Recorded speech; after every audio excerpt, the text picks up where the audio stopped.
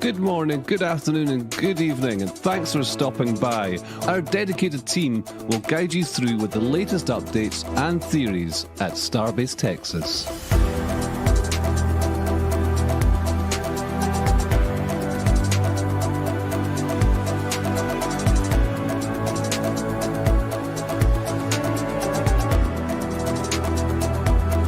If you're new to the channel, be sure to hit the subscribe button and the bell icon for future streams. 9, 10, 9, 8, 7, 6, 5, 4, 3, 2, 1.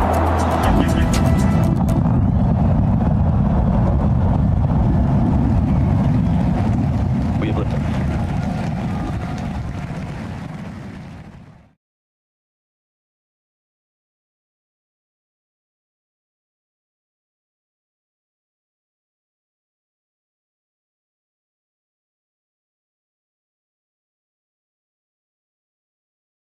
As always, I feel like I literally say that every time. I'm gonna have to like write a new intro script.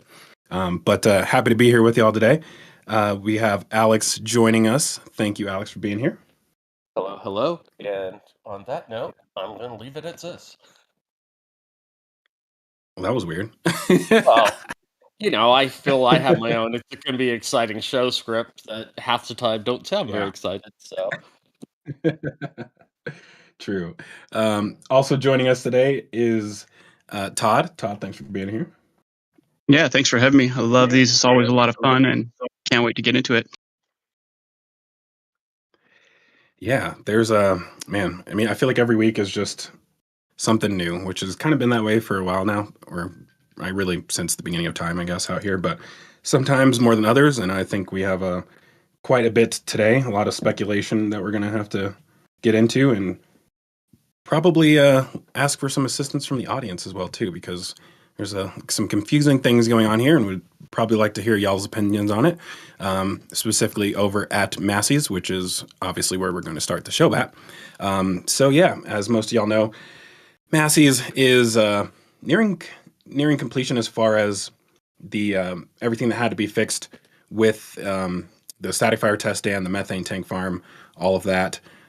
We have actually finally seen some testing of the methane farm.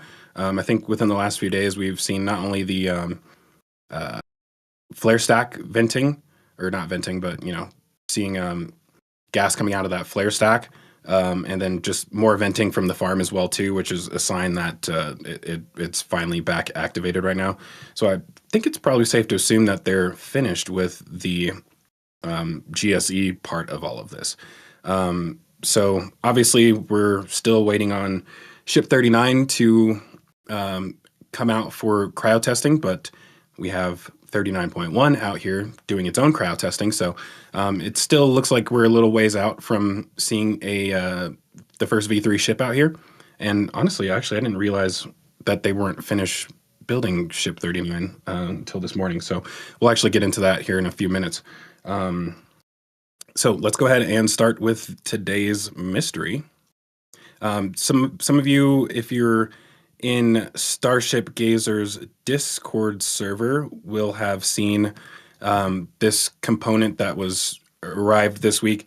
He actually got a really cool picture of it as it was traveling through Brownsville, and I think at the time he was like, "Oh, maybe this might be going to Starbase." And it's kind of funny because if you're ever in Brownsville and you see these heavy loads passing through the city, they're almost always for Starbase. Lately, with the LNG facility, there are some things that, I mean, there's even more heavy equipment going there, but I think most of that comes in through the port, if I'm not mistaken. So yeah, anytime you see things traveling through Brownsville, it's almost safe to assume that it's coming to Starbase. And this is a rather mysterious looking structure to arrive here. And I think the last place we expected it to end up was sitting in front of this flame trench. So we'll come back to that here in a second. But we have had over the last few weeks, a lot of us have been wondering about the mysterious looking truss structures that have been at Sanchez. And then last week, they had actually moved it to the storage yard and started building another. And as of this week, we finally know what the deal is with that, at least to some degree. So we did see, I'm just going to try and find the right angle of it. Man, it's hard to find things here. I think it's in this one. No.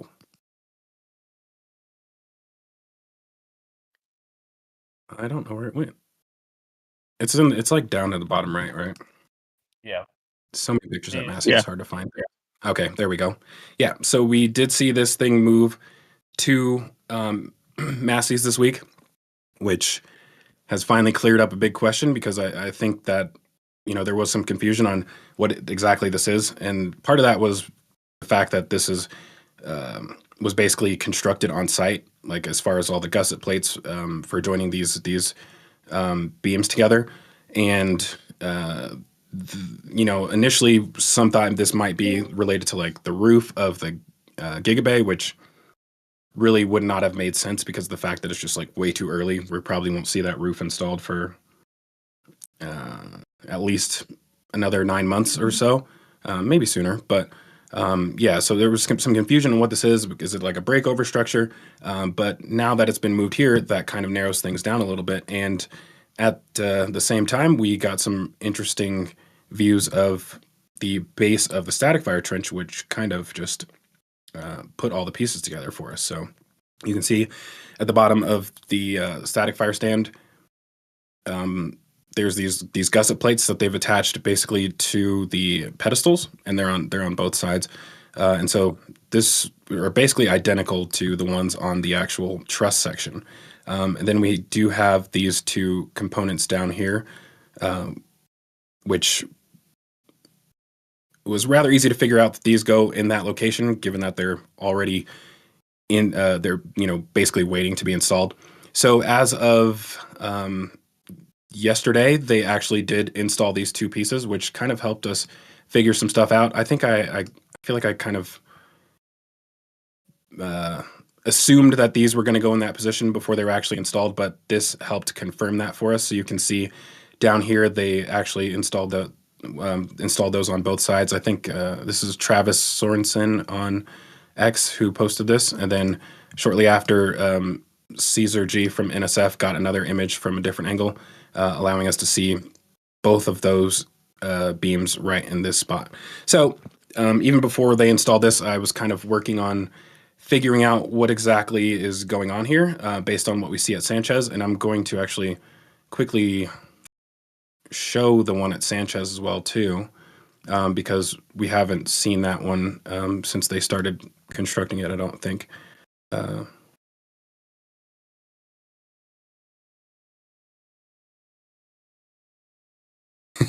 I was just talking about this before the show, how difficult it is to find things in Sanchez.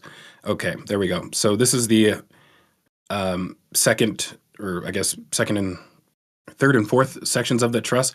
So they're basically mirrored. You can see two on top of each other, and you see these. I don't want to call them pedestals, but basically mounting points on the bottom down here. So I put these together on Adobe Illustrator to kind of figure out what was going on here. Oops, that's not what we want. Pretend y'all didn't see that. That's for later. So kind of put these together and realized that they look a little bit like this, which is weird. So they have the on each side, you could see where the little platforms are for where they're mounting something on top of this. And so based on what we know that's already down there, kind of tried to figure out how all of this stuff fits together. And luckily, it actually wasn't that difficult. So moving this down here, we can kind of get an idea of what's going on here. So this basically fits right in this location.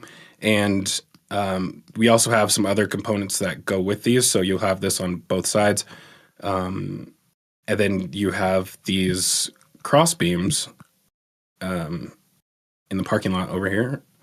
I guess it's a parking lot. These cross beams down here and over here, which are basically, cross beam supports for the two sides of this truss. And actually, Chrome Kiwi was really quick in putting together an example of what this looks like for us, so you can see it.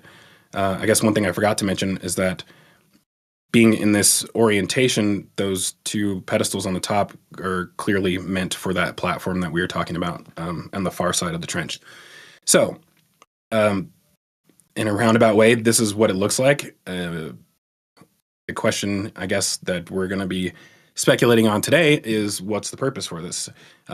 So, I think there's a lot of different theories. I'll kind of let Alex start off with what his thoughts are, but before that, I will say that one thing that we're not sure of and is kind of important for this is how tall this actually is. So like while I do have my own experience with 3D modeling, I don't really do it anymore because if I did, I would never get anything done. So I usually rely on other people for that. And, so my estimation on the actual scale of this is exactly what I said, an estimation. So the big question that we don't know, because of the fact that they kind of moved the platform, the static fire stand out of the way, is exactly how tall this part is. And that's important. So, I mean, if this shrinks down to here, it pretty much changes everything, and it forces this to shrink also down to like there. So that single dimension is very important for understanding what this is. But as of right now, I think this is about as close as it gets. So you can see that that platform would end up really high up on the nose cone.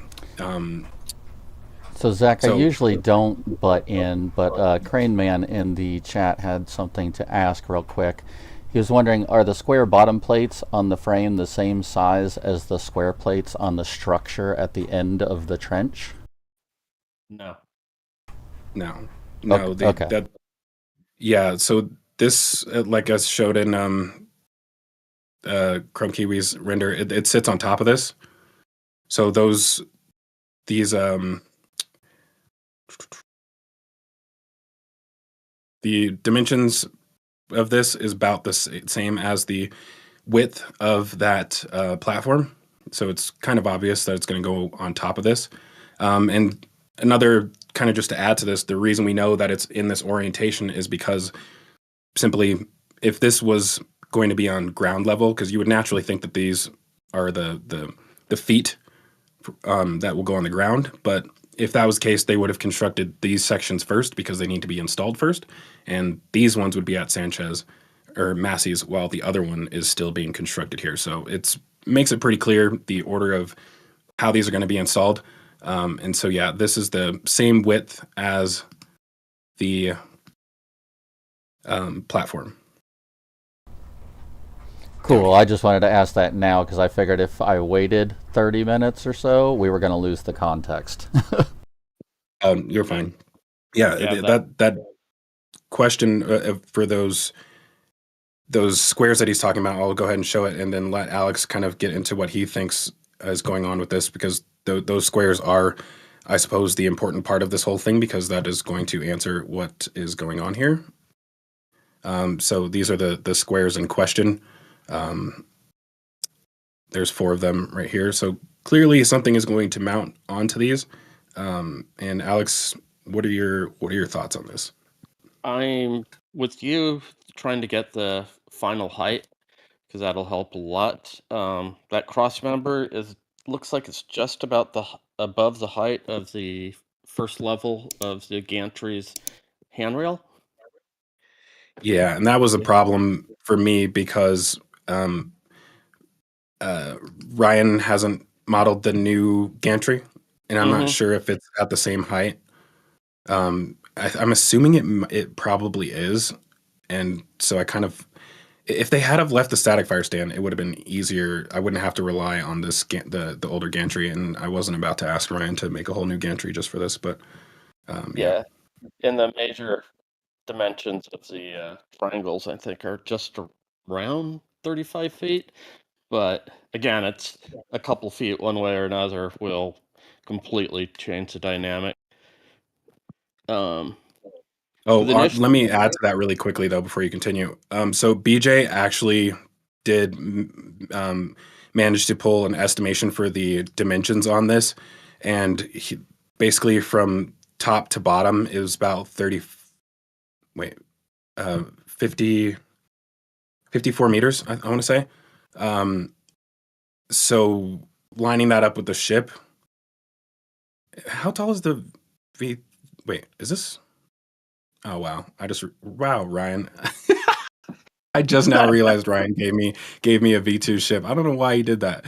How much taller is the V2 than the V1 ship? I thought it was like a ring. Is it like 2 ring sections? Yeah, it's not much.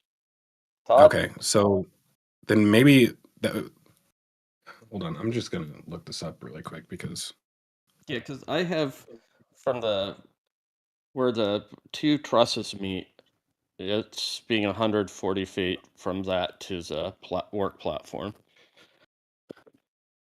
which puts it, I thought, a lot closer to the lifting points, but 52. So 2 meters taller than the ship, basically. So this is, I mean,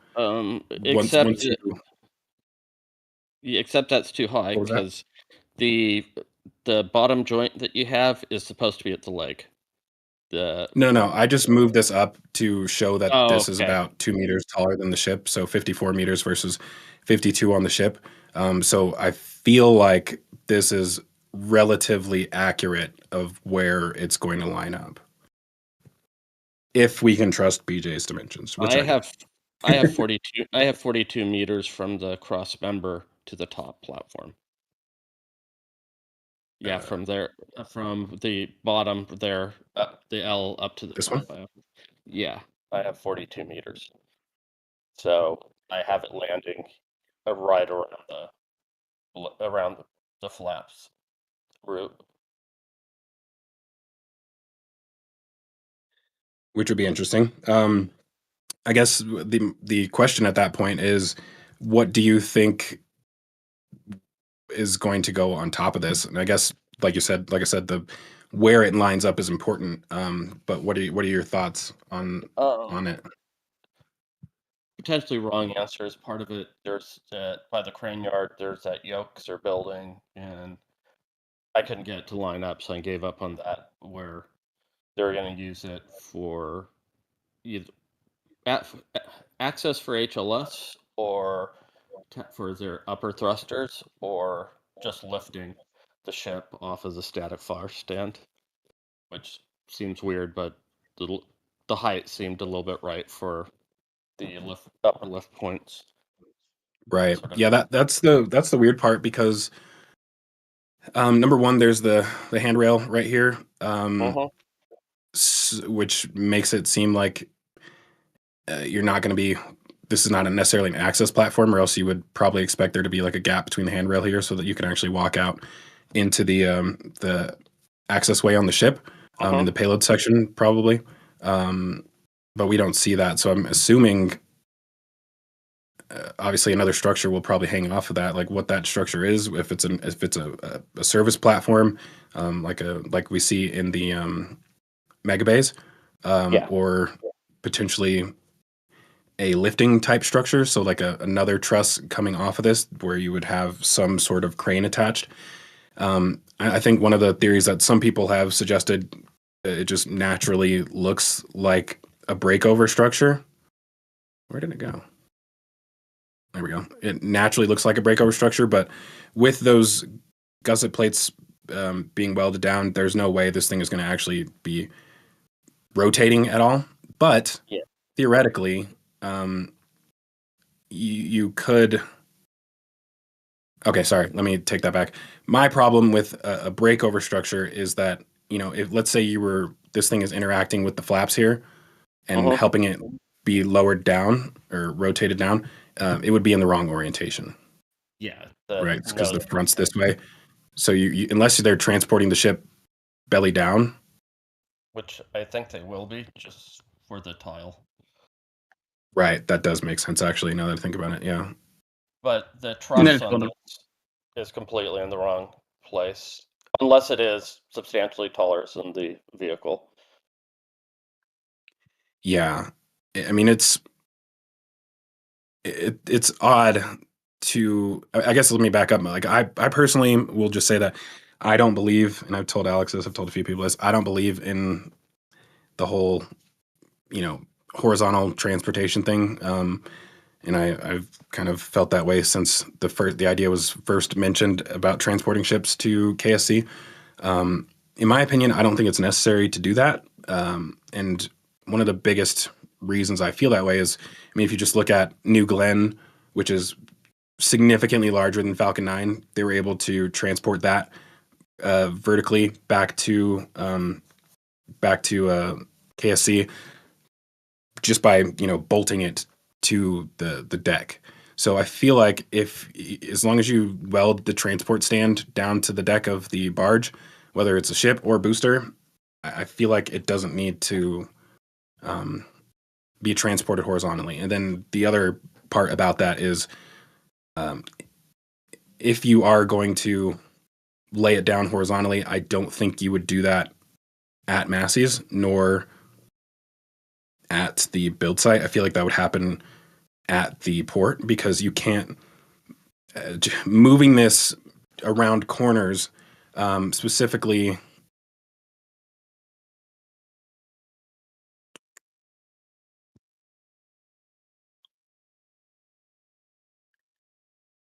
This corner right here, the port access road, this is where they would have to go with that. Maybe you could maneuver the ship around that, but definitely not the booster. Like, there's no way you're maneuvering the booster around that corner horizontally. So I just think the logistics don't really make sense as far as trying to transport a ship horizontally to the port. So in my opinion, just the simple fact that this is at Masseys and not somewhere else makes me think that it's not a breakover structure. But the other theory, and I've seen some people ask in the chat, is could it line up with the new docking ports? And that is a good question. And I think Chrome Kiwi was kind of thinking along those same lines and made an example showing it actually seeming to line up with that fairly well. But the thing is, I'm not so sure on the scale of this, honestly. I don't know. Yeah. I didn't ask Chrome if they forced this alignment to happen, but you can see that it almost does kind of look like that's what's going on.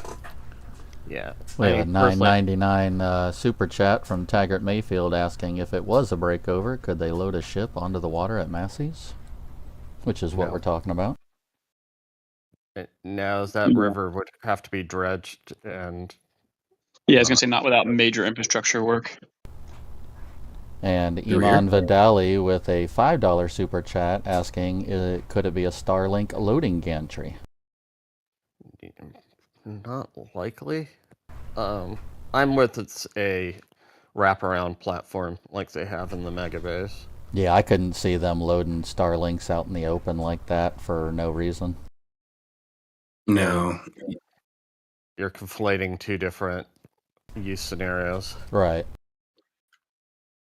Yeah, because I feel like you would, if you were going to, I mean, loading Starlinks in the ship early does make sense because you could just basically go, which is kind of something we're expecting in the future, basically going from the static fire stand straight to the launch site.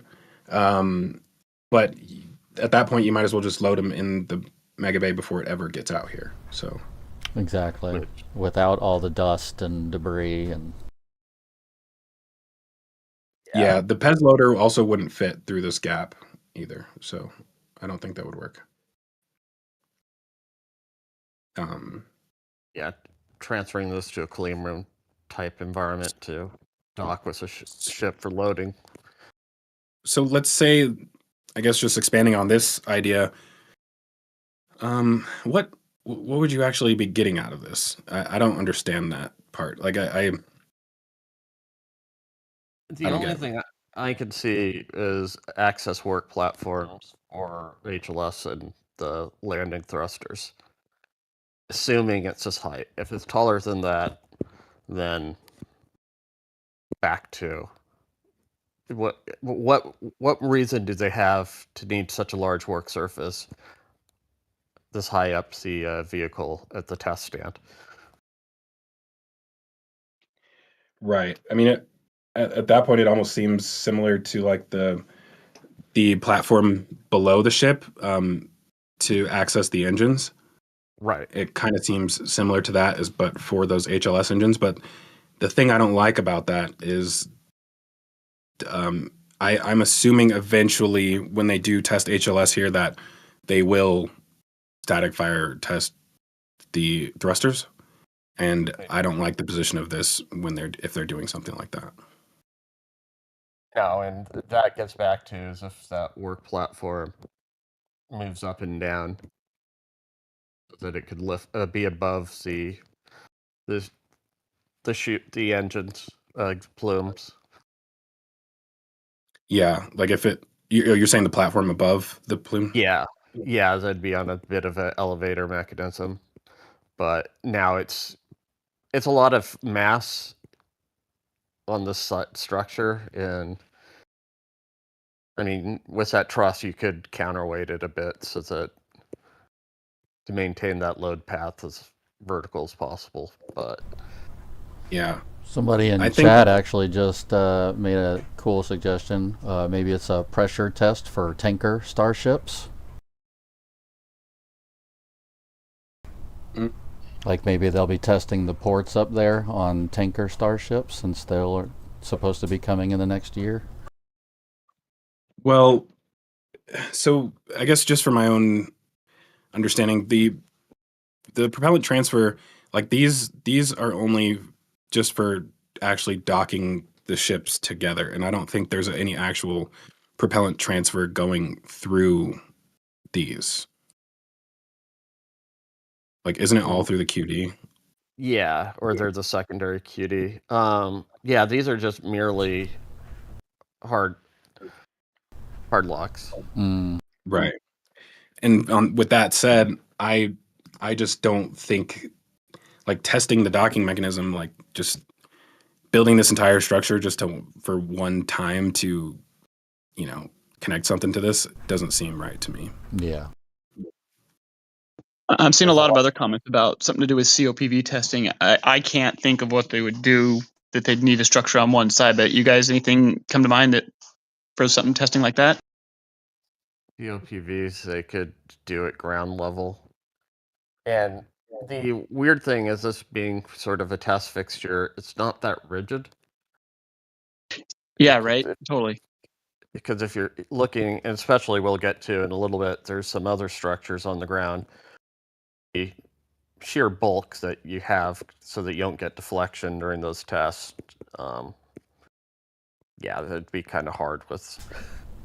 And I do want to tell chat real quick that if I go through and ask every single question of what all you guys have been speculating on this thing, we'll be at Masseys for 3 hours. So if I don't get your question, just know there's a reason. Oh, come on, you. Not a snark. After 3 hours here would be. I'm just seeing exclamation point Q like 100 times with people speculating on what this thing can be. Would it really didn't do ask for their help, so. Yeah. Yeah, I think one of the other last theories, the only other thing that I've heard so far is that, to protect the gantry right here, which that would be vast overkill, I think. It would be no reason to build something that tall. And then also to shield the rest of the farm, like if it was straddling on both sides, kind of creating like a windbreak around the ship, I think would do more harm than good. If there's another truss on the sides, and then they like cover them in like steel paneling in order to like create a semi enclosure around it, that enclosure is not going to survive. Like there's no way.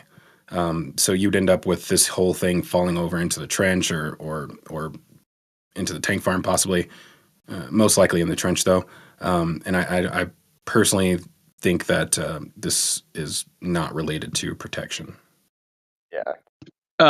Also, somebody was just asking, is this connected to the gantry or to the platform? And it is part of the gantry. This is staying when the ship test platform is being moved out. So this will still be here. Correct. It's a Yeah, static. you can see the pedestal, or it's attached directly to the pedestal down there. Yeah. I thought there was a shot that showed it, but finding it would be next to impossible. What were you looking for? Oh, there's a other angle shot that you can see how well it and the pedestal legs are pretty substantially. Yeah. Yeah. Yeah, it's interesting though. I mean, they had to design this. In my opinion, this was a rather recent thing that they did, as far as like, oh hey, we should do this. If I went back and looked at when those truss sections first started being constructed at Sanchez, which I think was in October, I would have to imagine that they finalized the design for this probably within a week or two of that happening. So sometimes whatever this is, they thought about it within the last like 3 months, and they're like, oh yeah, we should probably do that. And luckily they were able to make that work around all of this cryo tubing, because I think it actually comes up underneath it. One of the legs does. Yeah, I think they were waiting for this gantry to be finalized to finish it. I think this was always in the pipeline. I'm going to steal a question from Matt. Chang 58. Are those two black curved sections in Sanchez, the claw-looking things? Could they be going to those top plates? I'd like to. How dare you? Yeah, that was one of mine for either the wraparound platform for work access, or was it the right place? No, but up to the right by the in the crane yard. Yeah, right there by the white boom sections between the SPMTs. Just to the left of the SPMTs. Yep,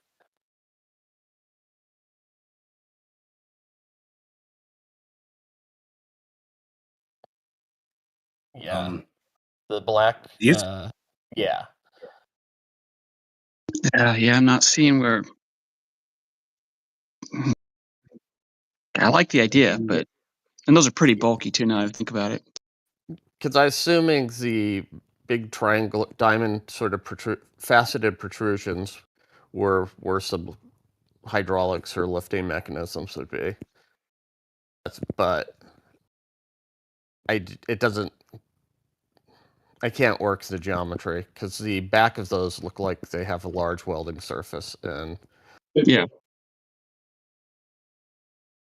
Yeah, honestly, I personally haven't paid too much attention to these because I thought with them being in the SPMT yard, I kind of assumed that they were related to SPMTs, like adapters for the transport stands, but I don't know. Yeah, because that's a yoke I was referring to. If anything, that's would be for the breakover, I would think. Because like those diamond protrusions is where I would assume like a lifting pin. Yeah, I'm looking at it now. It just, when he asked it, I pictured it in my mind thinking maybe it did, but now that I'm seeing it closer, it's possibly something to do more with transport. They do look like claws. Right? Yeah, that's where my half-baked friggin' T-Rex arms idea came from. It's like, no.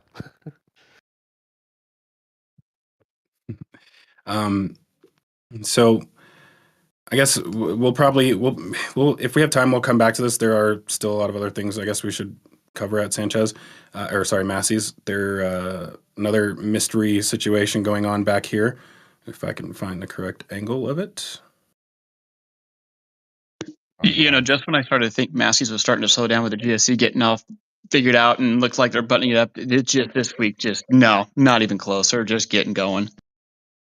Yeah, it's weird times over here. They are now building these, or not building, but filling these Hesco barriers over here. So these are basically special barriers that they, in the past, have used specifically for test to destruction. I think they did have this at the launch site as well, next to the berm at one point. But for the most part, initially, we've seen these surrounding test tanks. So more often than not, they were over in this area surrounding test tanks when they were doing testing to destruction. So seeing those back here is very odd. I think naturally it makes you think that they're going to do some type of test to destruction. And we can actually see if I can find a better angle of this. Probably going the wrong direction here. The last test they used this for in this area was, I think, the the FTS test. That's what I was thinking.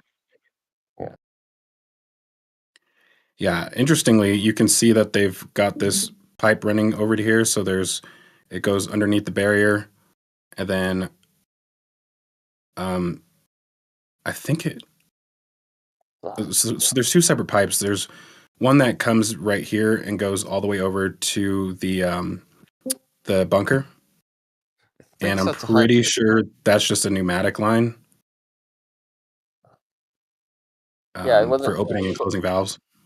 I wasn't sure if that one went to the high pressure cylinders, but now that you say, it seems like it is just the main pneumatic supply. Yeah, and you can actually see the diameter of that pipe gets smaller here, which is kind of typical. They usually run a larger pipe, and then it shrinks down to a smaller one when it gets to the control panel usually. I'm not sure this one right here, what's going on with that one. That's a cable tray. That's a little raceway. So, yeah. There is this little tank that they have down there. The tax tank? This? Yeah, it looks like a brewery tax tank. I mean, this is clearly not anything vehicle related. This is like GSE, right? Yeah. Yeah, I mean, I imagine they wouldn't have it just sitting here on its side for no reason if it was part of if it was an actual test article. So I think this is like a commodity tank for whatever they're going to be testing back here. I have thought about this, and I just really can't come up with any ideas of what they would test back here, and especially in this location. I mean, while these barriers do a semi-decent job, anytime they've tested something to destruction, like it goes over the barrier immediately. It kind of reduces the size of the wave, but it's going to go over the barrier one way or another. And I guess I just don't like the position of this at all, being so close to all of this stuff in the water farm and the actual flare stack over here and the entire methane farm. I just personally think that testing something to destruction in this location would be risky. But, I mean, it clearly seems like that's what they're about to do. The only thing I could see them testing here would be COPVs to rupture. And I just would think that they wouldn't want something that catastrophic that close to everything there. If they did it on the ground level, it wouldn't be as exciting. There's some footage NASA had where they were using shape charges to blow up COPVs, and then their to failure was pressure. Those were spectacular. I got you. But with it open facing the flare stack, yeah, that's completely sus. Yeah. I suppose it's possible they could be extending it as well, but I think this is the whole wall right here. So, yeah, I guess we'll probably have to keep our eyes open for this. I'm sure next week we'll probably be able to figure out what's going on with that.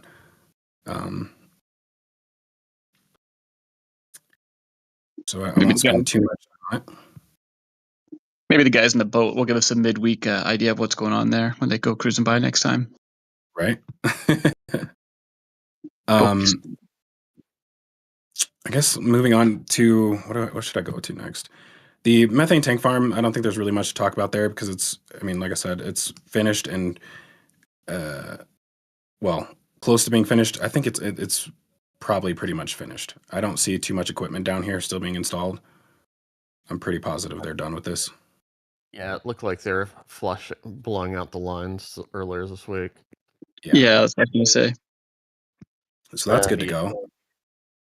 Yeah, I walked the pipes earlier and on the images, and I didn't see anything standing out. Yeah.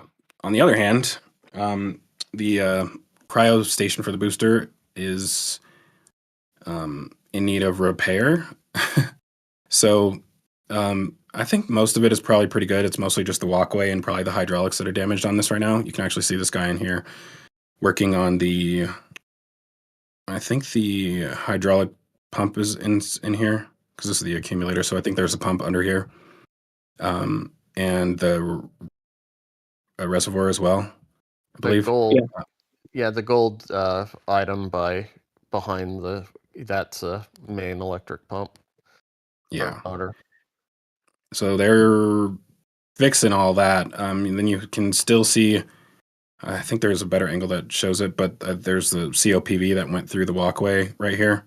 I think that's it right there, right? Yeah. Yeah. There's still part of the chine sitting on the opposite side. Yeah, that's hilarious. They got chines on the walkway. Like, their goal really was to get Booster 18 out of here as quickly as possible and then kind of do the rest of the cleanup later. But they do still have parts of that booster staged over here, which is mainly just the COPVs. So Jax actually was really entertained by this, just the fact that they just completely removed the entire raceway, I guess, that these are installed on, which is actually kind of convenient. This looks like they're investigating the failure modes. Yeah, totally agree. Why else would they want to save these in as much intact situation as possible? I really think that's pointing a way. Which is interesting, though, because the one that seems to have clearly failed is inside of the walking platform on the cryo station. Yeah, I don't know how much information that would yield at this point. Or that, right in there. Yeah. Where one of them wedged themselves. Yeah. I'm sure I have a feeling that they already have this situation figured out, that they know what happened. And some things like this, I typically assume that with the amount of sensors that they have all over the vehicle, they probably saw it right before it actually happened. Like should trigger some sort of alarm. So I feel like with a situation like this, a failure of a component, they probably know exactly what it was. Yeah, my working theory is that the fill valve stayed open, and they rapidly filled it and overheated from their compression heating up and caused the resin to start failing, and then it went boom. Yeah, I can only imagine being in the control room when this happened. You're just like seeing things happening on your sensors, and you're like, "We should shut this down," and then it just blows up. Yeah, something their PLC logic was just a little bit off. And it's just like, I've actually had this happen to me personally on multiple occasions where I'm sitting there staring at telemetry data, and I'm like, where's all the pressure going? And then I look out the window and I see that there's a geyser shooting 300 feet up into the air. So, yeah. I guess so. Moving on, not much progress with the second static fire transport stand, but they are working on that. I guess one thing I forgot to mention, they are about to install new lights all over the place. So they have posts down here, and then back in the corner. I'm not going to go look for that again, but new lights all over the place. I guess just for more visibility, because they do have cameras all over the site. So, best visibility possible is what they're going for. Moving on, the S39.1 test tank has been getting a lot of back-to-back tests. I think they're up to 8 cryo tests at this point. Wait. No. Sorry. I'm just confusing that with 18.3. 18.3, I believe, is the one that's had 8 cryo tests. And I think 18.1 has had 10. Yeah, and I think 18.1 is about ready for some more testing. Yeah, that's been interesting because they haven't. It's kind of been dormant ever since they had the issue where it ruptured on the side. Assuming they've been doing some. Oh, yeah, actually, we have seen them add reinforcements onto around the. You can actually see them right here, around the openings where the hydraulic actuators or the rods for the actuators push through. Yeah, there's the bellows, and they hooked up the actuator that one of them that they've been disconnected, or both of them are back. Nice. So we should probably see them resume testing on this again soon. The 18.3 testing has just been very odd to me, because we kind of were expecting them to add all these components onto here for testing grid fins, most likely. And they really have kind of just like stopped, and they've still been testing it though. So that's weird. It seems like I'm confused on what they were trying to do here. If that's still in the works, or if they just abandoned whatever they were doing. But we do have some new components that have kind of been appearing around here. So there's random black beams that are down here. I think there was there's 2 more down here. Yeah, there's 3 of those. Those, I think, are for the grid fin tests. But I just don't see how they would interact with or interface with the components that are already installed. So that was the weird part. The other stand that they're going to start kitting out, because the one on 18.3, if you look at that test, they have the gusset stem, they have the weld plates, the one with the crown for the side tank. Now the other one. Are you talking about this? The hot stage ring. Oh, okay. Yeah, sorry, I thought you said 18.1 for some reason. 3. If you look down, they have the weld doublers where the side tank, the Lux landing tank is. So, and that structure looks like it's set up for a horizontal actuator, just how the backstays are. Interesting. So I think it's more for testing that, putting some lateral loads. And you think that these will be installed on here? On this, yeah. And the 3 weird things by the ground fab building, I think, will interface with those clevis or the hinge mounts on those, right where your cursor is. These? Yeah. Which ones are you talking about at Sanchez? They're on the back side. Yeah, if there's a 3 to the right of the little extension, the bottom, right there to, yeah, those 3. Because there's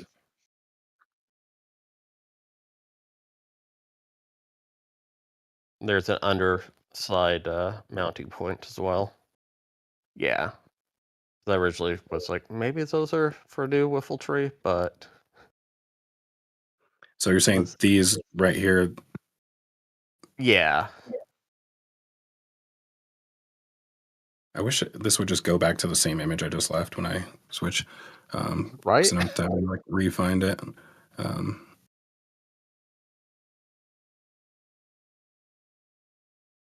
need a recent option. Right. Well, I do have that, but that would be too easy. Okay. I got it. Yeah. Yeah, so I see what you're saying. Yeah, straddling this. Yeah, and then there's orthogonals. There's other points so that you could have some rotation on it. So that's what I think these 3 are. I mean, that would make sense. The fact that there's 3 of them and the booster has 3 grid fins, that seems like a safe assumption for sure. Yeah, not really going out on a limb here. Right. Really quickly, I'm going to address some other just minor details. Well, they're semi-minor. I think they're kind of major too. But so these tanks right here, I believe, were... sorry, I was going to say that I think they came from the launch site, but I don't think that's the case. I think these are new. So they're basically disassembling these, I think. And basically putting them in stacks of 2 underneath, or I guess they're stacks. Yeah, sorry. Laying them out underneath here. And this is kind of something that they have already underneath the other liquid oxygen tanks.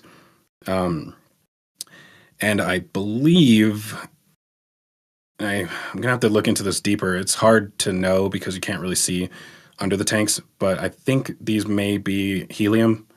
And that's like basically what they have down. You can see it right at the bottom, the helium tanks that they use for these LOX tanks. I think this is part of the reason why they've never used these. And if you saw the episode I did on Masseys, then you understand what I'm talking about. If not, then... basically they've never watch it, but they've never used these LOX tanks. I do think they've filled them, but they've never actually used them, which is interesting. So this is part of the reason why they've never done a full cryo test on a booster since booster 9, I want to say. So it's been over a year, almost 2 years since they've done a full cryo test on a booster. And whatever they're doing down here, I believe has to do with the tank pressurization system. What do you call it, Alex? The stratification? Destratification? Yeah, I actually think they're for keeping the LOX in the tank liquid. Conditioning? Yeah, they're doing a helium bubbler and mass transfer to keep it liquid. Yeah, so you like bubble helium through the tank in order to basically like stir it, right? The bubble boils the LOX at that interface, and then the energy it takes to boil it cools the liquid. It's fun with mass transfer. Yeah, I honestly thought that this right here was going to be used for the pressure balancing system, or what do you call it? Pressure. God, now my brain just froze. Yeah, basically a pressure pressure balancing system. Pressure building, sorry. Yeah. So as you're draining these tanks, because you have all these LOX pumps, as you're draining the tanks, you have to replace the liquid with gas, and I thought that's what these were for, but I'm not. I actually don't think this is big enough for these tanks, because if you look at what they have at the launch site, like for this number of tanks, you would probably see like 6 vaporizers at least. So I think this is actually something else. But yeah, it's a weird situation they have going on here, and I think this is all part of allowing them to finally start to use these tanks and do a full cryo test on a booster. And the fact that they're installing these now makes me retract what I said a few weeks ago when Booster 18 rolled out, that they were finally going to do a full cryo test on a booster. I think maybe that would not have happened, and it would have Booster 19 would have been the first one to do it, given that they're still installing these. So now we'll never know, which is unfortunate. I wish they tested Booster 18, because if they hadn't have done a full test, that would have answered a lot of questions about what's going on down here. But I'll take the information that we got out of Booster 18's destruction over not understanding what's happening with this. Yeah, that was a huge game. This week they also made the connections for both paths through the subcoolers and avoiding the subcoolers with the new pumps going to the distribution manifolds. Do they have the pumps yet? No. But it looks like they're expecting those to show up before their next round of testing. So we have connections, but we have no motors. Correct. Yeah, that's that supply chain stuff there, and I imagine there's some balancing with KSC, where they're like, no, we actually kind of need those, but we're like, well, you guys aren't going to be doing anything for like another 6 months, so I think we'll take them first. But yeah, also, clearly a supply chain situation going on there with how long they're taking to show up. And if you look at the satellites of 39A, there's the gap where these two should have been. Oh, so they don't have them installed there either? No. No, these two are missing. Okay. Gotcha. It helps when you are the entire problem of the supply chain, because you're able to just, nope, it's okay, take it from us, give it to them. You're not grabbing from another country or another company. Yeah. That was on their shopping list, apparently.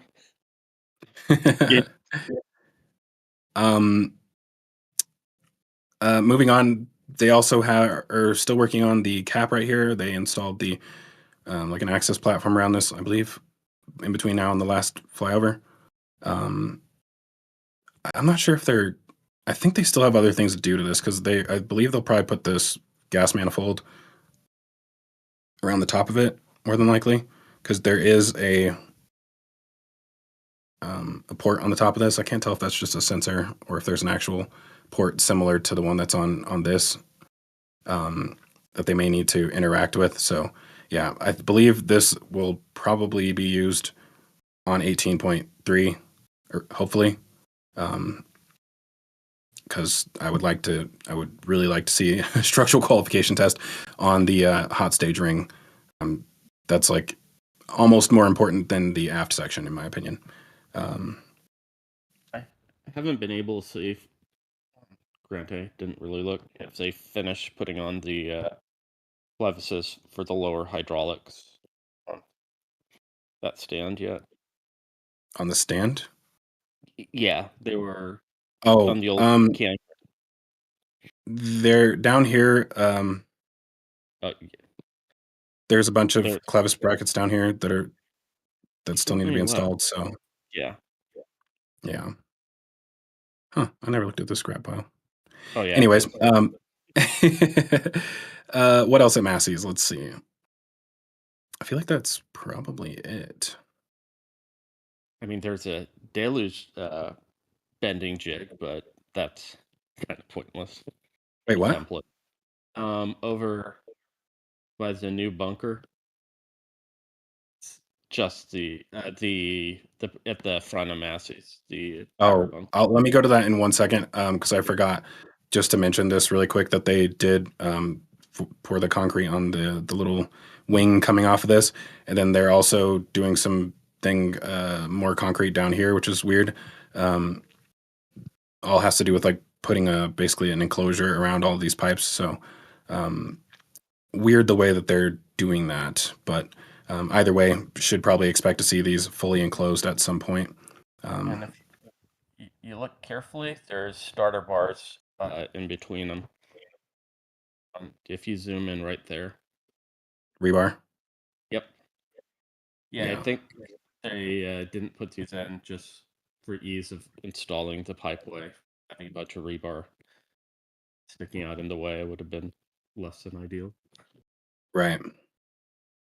Sorry, I was going to look at that from a different angle if I can find it within a reasonable time. And that's not going to do it. Actually, you can see them right there. Yeah, sir.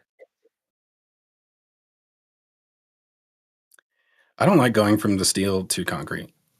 No. It's what they expect to be somewhat permanent and what's disposable, and you can decide which is which. What's going on here? How is this open on the sides and they're pouring concrete into it? If you look into the shadow, you can almost see the diagonal wall. Oh, there's a... Yeah. So it's similar to this? Exactly. Okay. Yep. Fun. I was wondering that too, Zach. Trust me, you're not the only one. I was like, how the heck? But yeah, there's a layer in there. Very odd.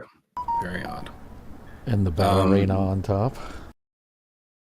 Right, yeah. I always love seeing humans in here. We'll look at some... Alex and I were talking about before the show, just being able to like see things happening in real time, like what they're actually doing is pretty interesting. We'll kind of talk about that when we get to the launch site a little bit more. And I guess I'll just really quickly go to the front of the site really quick and find what, not super relevant, but I care, so I want to know what he's talking about. If I can even find it. If not, then... I think that one was the tent. Which one? But at the end, there's one with the curved tent. Yeah, that right above. Yeah, that one. Oh no, you can't see it. It's to the top, by those deluge pipes. The curve. Yeah, there's a metal plate. Let's see. Yeah, for the roll. All right. I guess I'll find it on my own time. Yeah. Yep. Really working on this bunker. Yeah, and aren't they still missing some of the VFDs? Wait, these aren't VFDs; they're just the fans, right? They're the air conditions for the VFDs. Yeah. Okay. There's one I know still, or at the inventory tent area, waiting to be installed. Yeah. Yeah. But cool. We will go ahead and move on unless we have any questions that we need to address.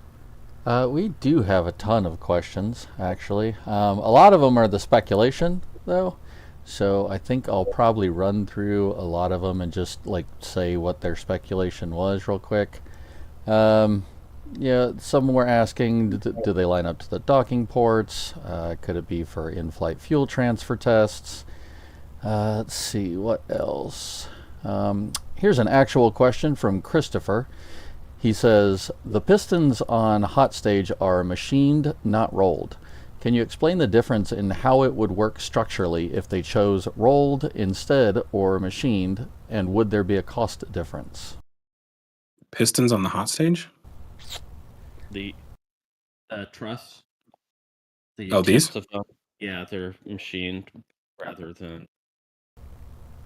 Yeah, I would almost call those truss. They're more than a piston. Or a strut. It's the top mounting.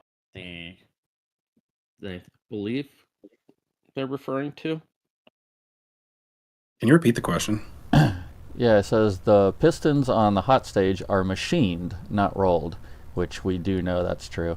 He says, can you explain the difference in how it would work structurally if they chose rolled instead or machined, instead of machined, and would there be a cost difference?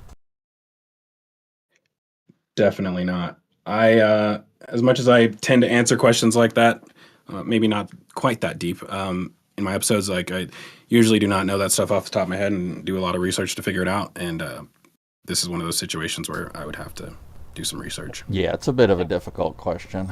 All right, let's see. I think it's Because those you could just put on lathes and spin fairly easily. And rolling, I think it'd just be easier machining them rather than making the, because with a piece that large, you'd probably have to hot forge it, and that'd be a fairly expensive die and set. Right, where these pieces are just long cylinders of metal, really, and they just go into a lathe and just get, machined one at a time. It's actually a pretty quick and easy process to just do it machined that way. Yeah, I think the tops and bottoms are independent, and the actual strut might just be a fairly bog standard stainless steel pipes that's been dimensional. I did see a comment in the chat. Zach, you've spent nearly an hour at Masseys. I can't think of a show in the last year where I haven't spent an hour at Masseys. That is the absolute truth. Yeah.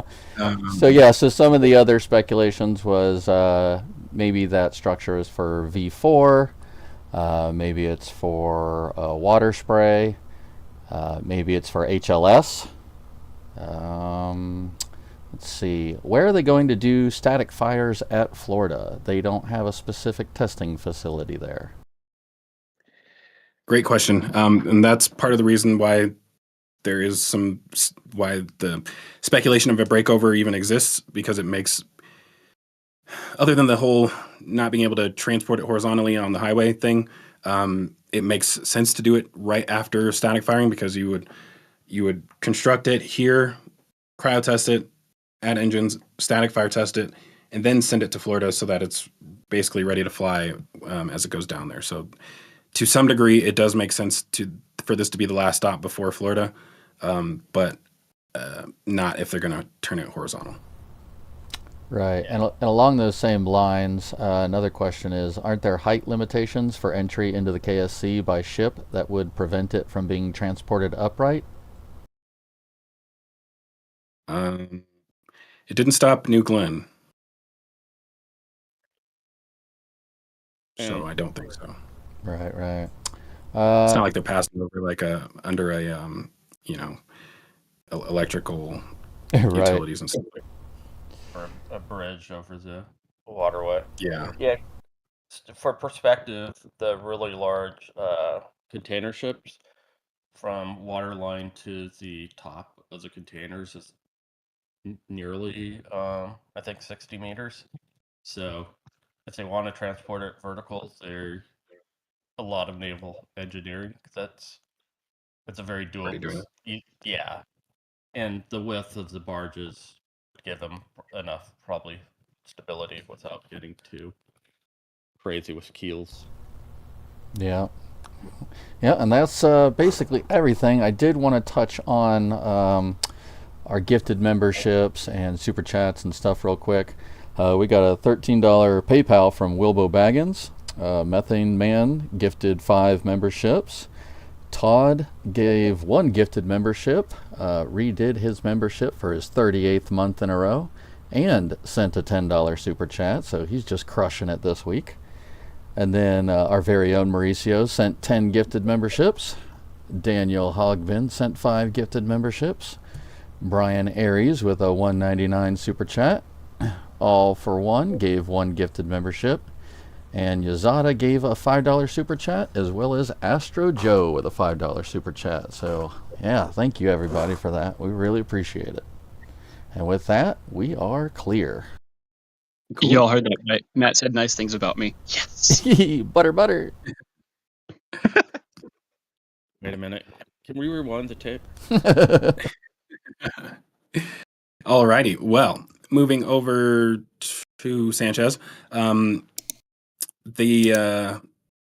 just quickly go through some of this stuff. So the booster transport stand conversion still going on. Wait, is this the one that Booster 17 was on, or is that the? Yes. No, it's not. Okay, so they've done one. They still are in the process of doing the second one, and then they'll have to do Booster 17's transport stand after. So that conversion is still ongoing. Not exactly a huge rush on that. They are also, so we did have the new ship transport stand down here, which they, at least the superstructure is complete. They haven't actually installed the clamps and whatnot, but they have started on the second ship transport stand, which is good to see because again, with the whole transporting things to Florida stuff, like they're not just building these transport stands for Starbase. In my opinion, I think some of these will end up, like half of them will end up going to Florida, if not more, honestly, because they'll probably send the ships down there on these transport stands. Yeah, sorry, I was going to say they may return them and then put another ship on it, but once they're in Florida, they may stay down there. Who knows? But yeah, they're going to need a lot of them, and so Starbase will have to support KSC in that way. They'll build those transport stands here and send them down. So yeah, second one's underway, and let's see. The standardized mounting surface kind of backs some support to the vertical barge transport. You know what? Actually, that's a great point. So let me. I would say one of the big. Actually, I'm not so sure. What I was going to say is, if you had to weld this down onto something, this is like a great surface to do that on, but it'll probably still be sitting on pedestals. But those pedestals would be welded down to the deck. But having as many of them as they do versus what they had with the other transport stands, I think this is could be related to that as far as designing a structure with the intention of also using it for, putting it on a barge with a ship on top of it. Yeah, unfortunately, all of the ship and the booster and the rocket gardens are occupied, but that's where I'm like, oh wait. Yeah, I need to go look at that again a little bit, actually. But continuing on, let's see, what else do we have down here before we get to the bigger item of the day at Sanchez. Sorry, I'm trying to look at the next area down here, I guess. Yeah. So not a ton happening in Sanchez right now. They did install the first, or attempted to install the first of these doors for the launch mount this week, and then they ended up removing it. We'll get to that when we get to the launch site because we'll actually be able to see it as they were doing that. But really awesome down here is the extension arm for the QD, which looks awesome. I guess talking to Ryan, I thought it was a lot different than it actually is, but I guess the access platforms just make it look like it's just a completely different structure. But for the most part, I think the actual QD mechanism is the same as it was before.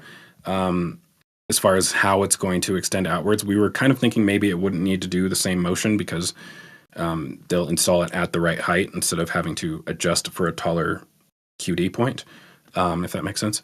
But I think that actual extension mechanism is going to be the same as it was, and that's really just based on all of the components that are down here, and Ryan comparing these to his version of Pad 1's QD arm. So really cool though, because this is, having these access platforms up here. I do remember the way that they had to climb when they swapped out those the hoses before flight 11. They had to climb on the hoses all the way from back here and up to the actual QD in order to access that. So this is nice because without having the platforms on the end of this, that basically that used to attach to the claws, they still have that platform that was on the end of this that swings out. I'm not sure if this reaches all the way out. I don't think it does, but it gets a lot closer to the ship. And I think Caesar had a ground photo from yesterday that it looks, like Ryan was saying, virtually identical to Pad 1's without the hoses on it. Yeah. And the cool thing that I like about this is that I can get a better angle of it. So the hoses. So this is the part that interfaces with the shoulder part of the arm. So the hoses, I think, come up through here, through these. It's like basically like a cage. So the hoses come up through there, and then theoretically, well, I guess there's this little structure down here, which Ryan is thinking maybe like a roof for this. Which is interesting because I feel like you could just put panels on top of this and you wouldn't need that, but I don't know if he's expecting that to be up here. That wouldn't work with the way it extends. So I'm assuming he's expecting this to be down here. Yeah, I think it's just the substructure for the plating. Yeah. But I really like the way they redesigned this. They already have the flex hoses down there, so they're ready to install those soon. And I imagine we'll see the actual. I think the whole frame for that extension arm is already installed. Yeah. In that Caesar image from Caesar. Yeah, and you can't see it in this image, but the carrier from to the shoulder is in front for the cryo pipes. I think the other shot. Yeah, I would show that image from Caesar if it was public, but right. No, just.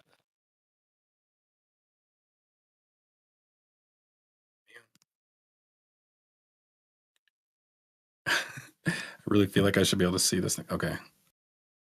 Right. Yeah, and the very front, where the person with a hard hat is on the bottom of the frame. This down here? No, further down, into the right. Yeah, the main connection to the shoulder to the extension is here. Are you talking about this? Yeah. This is actually installed on the carriage, I believe. Is it? I thought this was going to be in the back. Yeah, so this right here, you could see the way it curves around like this. I'll go to the launch site really quick. And so it basically is replacing this thing on the arm right here. Oh, okay. I thought it was. Yeah, I thought it was going to be for the shoulder to extension. But yeah, they're doing something. We'll talk about this more when we get to the launch site. But they're doing, what is that? Is that a stairway? Yep. What? The quality of life improvement they've put. I've never seen that before. When did they do that? I think it's been there for a while, but hidden behind all the scaffolding. Wow, that's awesome. Yeah, we'll talk about the situation with the chopsticks when we get to the launch site. In the meantime, what else do we have at Sanchez? I'll zoom in from far away so I can see what else I'm looking for down here. I believe really all we have left is the booster aft. So let's go ahead and look at those. And for all our civil engineers friends, they're adding a new outflow. Oh, the drainage? Yeah. They've been working on the drainage at Sanchez for like 5 years. Right. Yeah. Are they just extending it so they can extend this? I think so. Okay. Need a little more space, bigger rocket garden? It's looking that way. Thankfully. That's annoying. I was really hoping they were going to move the rocket garden. Seriously. Yeah. I don't.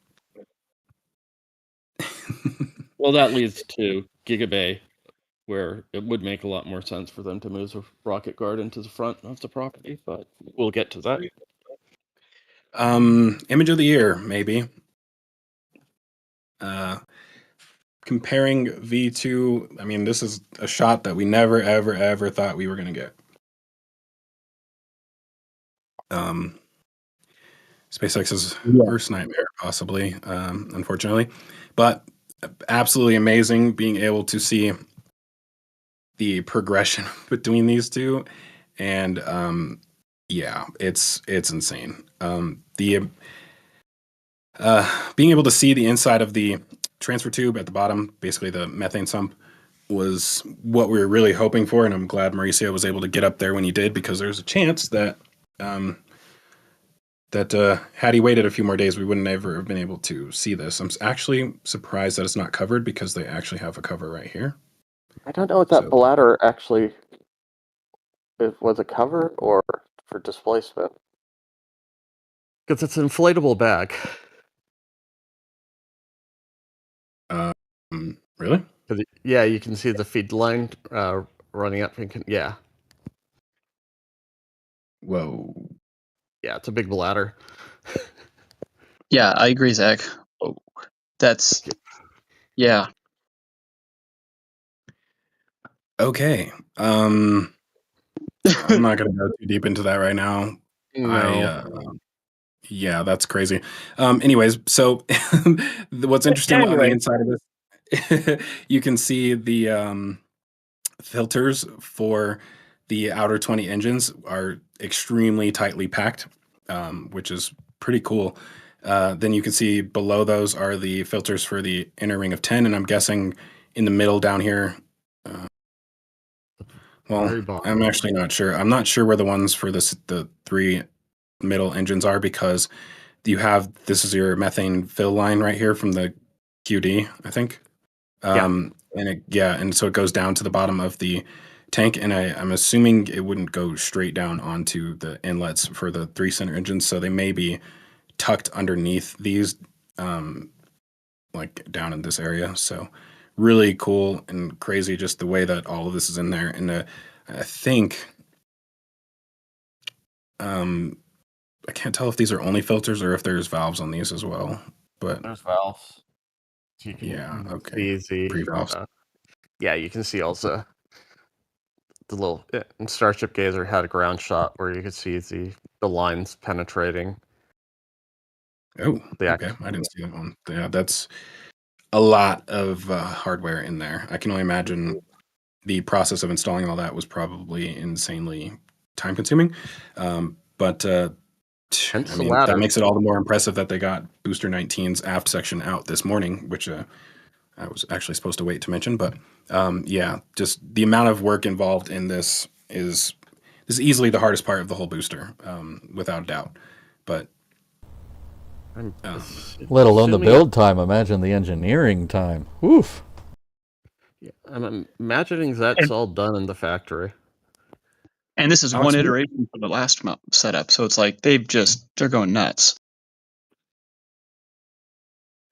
Alex, when did you figure out this whole inflatable bag thing? Recently, when I was going through the photos, I think 2 days ago. Is this the first time you mentioned it? Because I've never heard anybody mention it. Okay. Yeah, no, it's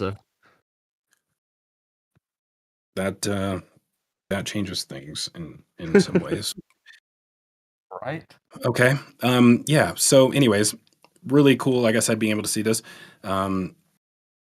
There's just so much that we actually learned from these images, even after we already had what we had the previous weeks. This tells us quite a bit. I am going to save my thoughts on that because it's just a lot. Like it's telling the whole story of essentially why they redesigned it this way. I feel like this answers it. So I will save that for a better time. But yeah, I think we've finally figured out the V3 booster propulsion system for the most part, other than this new bag thing, which is crazy. But yeah, gotta absolutely love this. Let's see. Do we have any questions from Sanchez before I move on to? I'm trying to obviously speed through the show just to get us through it a little faster today. But yeah, we got a couple. Give me 1 second here.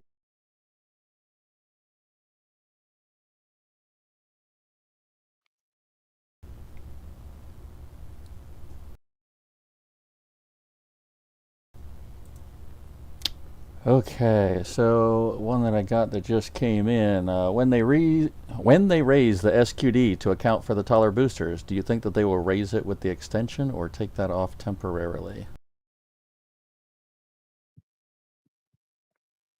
Have the upper hinge points, so I think they'll raise it mechanically up, because as Ryan was mentioning the other week, the granularity is that they can raise it, I think, what is around 5 meters.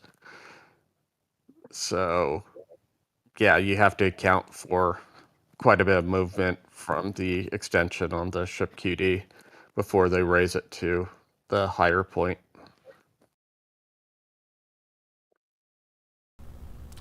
Hopefully that made sense. Yeah, definitely. And honestly, that's everything at the moment. Cool. All right. Well, I will go ahead and move us over. Expect more on this topic in the future. Yeah. Marcus House released his episode today. Did kind of semi-touch on some of the details, but definitely plan to put a lot of it into a little bit more context eventually soon. Yeah, we'll return to that later. So moving over to the build site, we have officially, I think they actually started on this second level last episode, I believe. I think they had just started on this back corner, but we can see that they've made quite a lot of progress. They've basically finished the outer workstations on both ends, and now all 4 cranes are working in the middle right now. They're making some extremely fast progress, and I really like just the way all of this is flowing, because you have so many different things happening down here. You have guys flying columns and beams. You have other guys coming back and adding all the bolts, and then you have guys coming through here to do the flooring, and then I think another crew. I would say the stairs is probably the same as the crews that are just doing the columns and whatnot. But tons of stuff happening all at the same time. And I thought, sorry, I was just looking to see if I thought they started to fill in these holes this week, but I haven't been able to actually find that. Squirrel. Anyways, yeah, so it's really cool the way that, especially the guys doing the flooring, they're basically like half a day ahead of the guys doing the columns. So you can kind of see that they had just finished all of this in here right before they started adding the new columns for the middle. And now I believe where did they move to?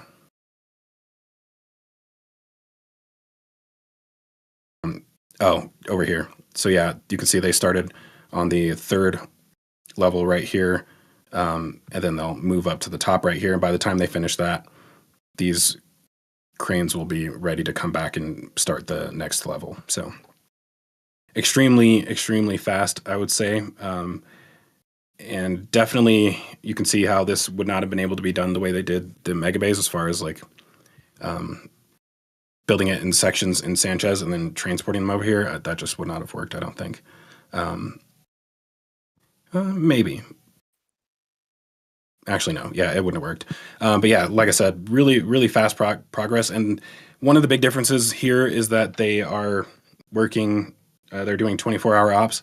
So they are definitely moving faster than Florida, for sure. So they're close to passing them, I would say. Even though in Florida they're already on the 3rd level, that's only on one half of the building, and the other 2 cranes on the other side are still working on the 1st level, I believe. So I feel like they're about a week or 2 from catching them. So they will start to pass where they're at in Florida and be moving beyond them. But one of the interesting things that we've been able to see from this week, obviously on this side, you can see that confirmed. Was it BJ who first thought this, or you, Alex? I'm pretty sure it was BJ. I think we both did independently. Yeah. Project side load. And I still find this interesting because I don't fully understand how it will work. But essentially what you can see, which we've been talking about for several weeks now, they have this platform over here that they've finally started over on these sides. So basically you have a doorway to each of these bays, which basically allows you to bring things in straight from the Star Factory into each workstation. So these are specifically for like the stacking stations. And I wish I could, let me see if I can see this from the other side. might be about the best I can do right here. Yeah, so you'll have things. This will be the transfer aisle essentially from the Star Factory to the Gigabay. And I believe there's a whole nother aisle in here too. So it's like twice as wide as this. It probably ends like right here.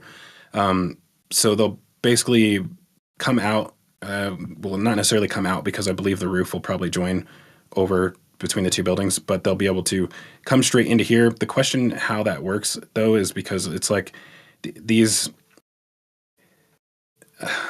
Basically, you'll have your turntable right here in the front, and then theoretically you should be able to bring things in. I'm assuming they'll bring it here and have another crane lift it onto. So they'll lift the actual vehicle section off of the turntable, suspend it way up in the air, and then lift the other ring section onto the turntable, and then place the one above back down, which is different than what they're doing right now, where they would actually lift the vehicle section off, lift it on top of the new ring section, and then put it back on top of the turntable.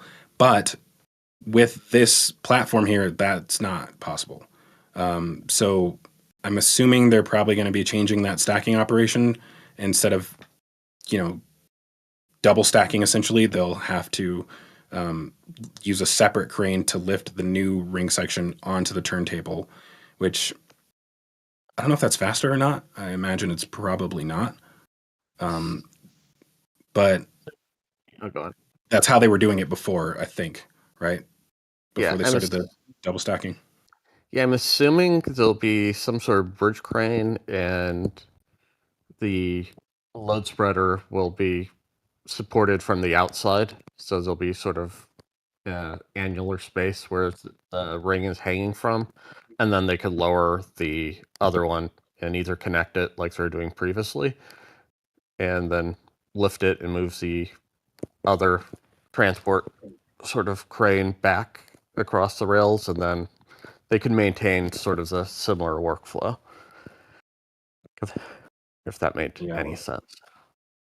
Because I think there's enough clearance for them to lift up the barrel from the side.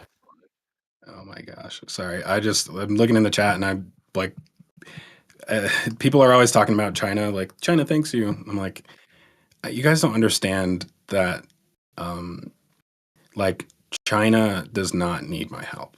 Like they're much better at what I do than me. Like they invented that. Like I'm doing what China does. They don't need my help. If they have access to these images, I promise you they don't need my help. And who says that China needs to wait for us to rent a plane and take pictures? I mean, come on, you guys, really, seriously, get off of it. It's like my number one most repeated comment in my episodes is, "Oh, China thanks you." I'm like, dude, like I wish China. No, actually, I don't. I hope they don't build something based off of my description of it, because, or at least if they do, hopefully they don't rely entirely on my description, because it's going to blow up. So, yeah. Well, they don't put people on that ship, because then we could validate all our crazy thoughts. State-sponsored surveillance and corporate espionage, they don't need our help. They're probably reading blueprints from space. We wish we had their pictures.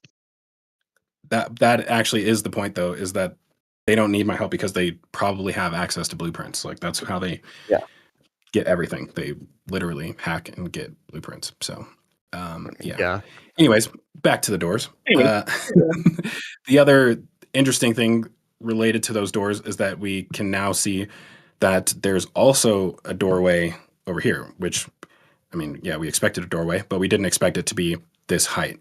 So this is the 1, 2, 3rd level.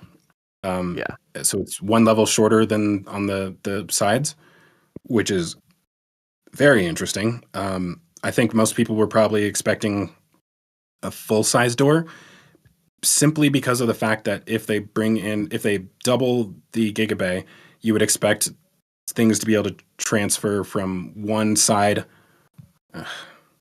Do I have a view? this is the one. You would expect things to move all the way up the aisle from the back. But Ryan Henson Space actually made a really good point to me this week. That shouldn't be necessary because you have the pathway along the backside.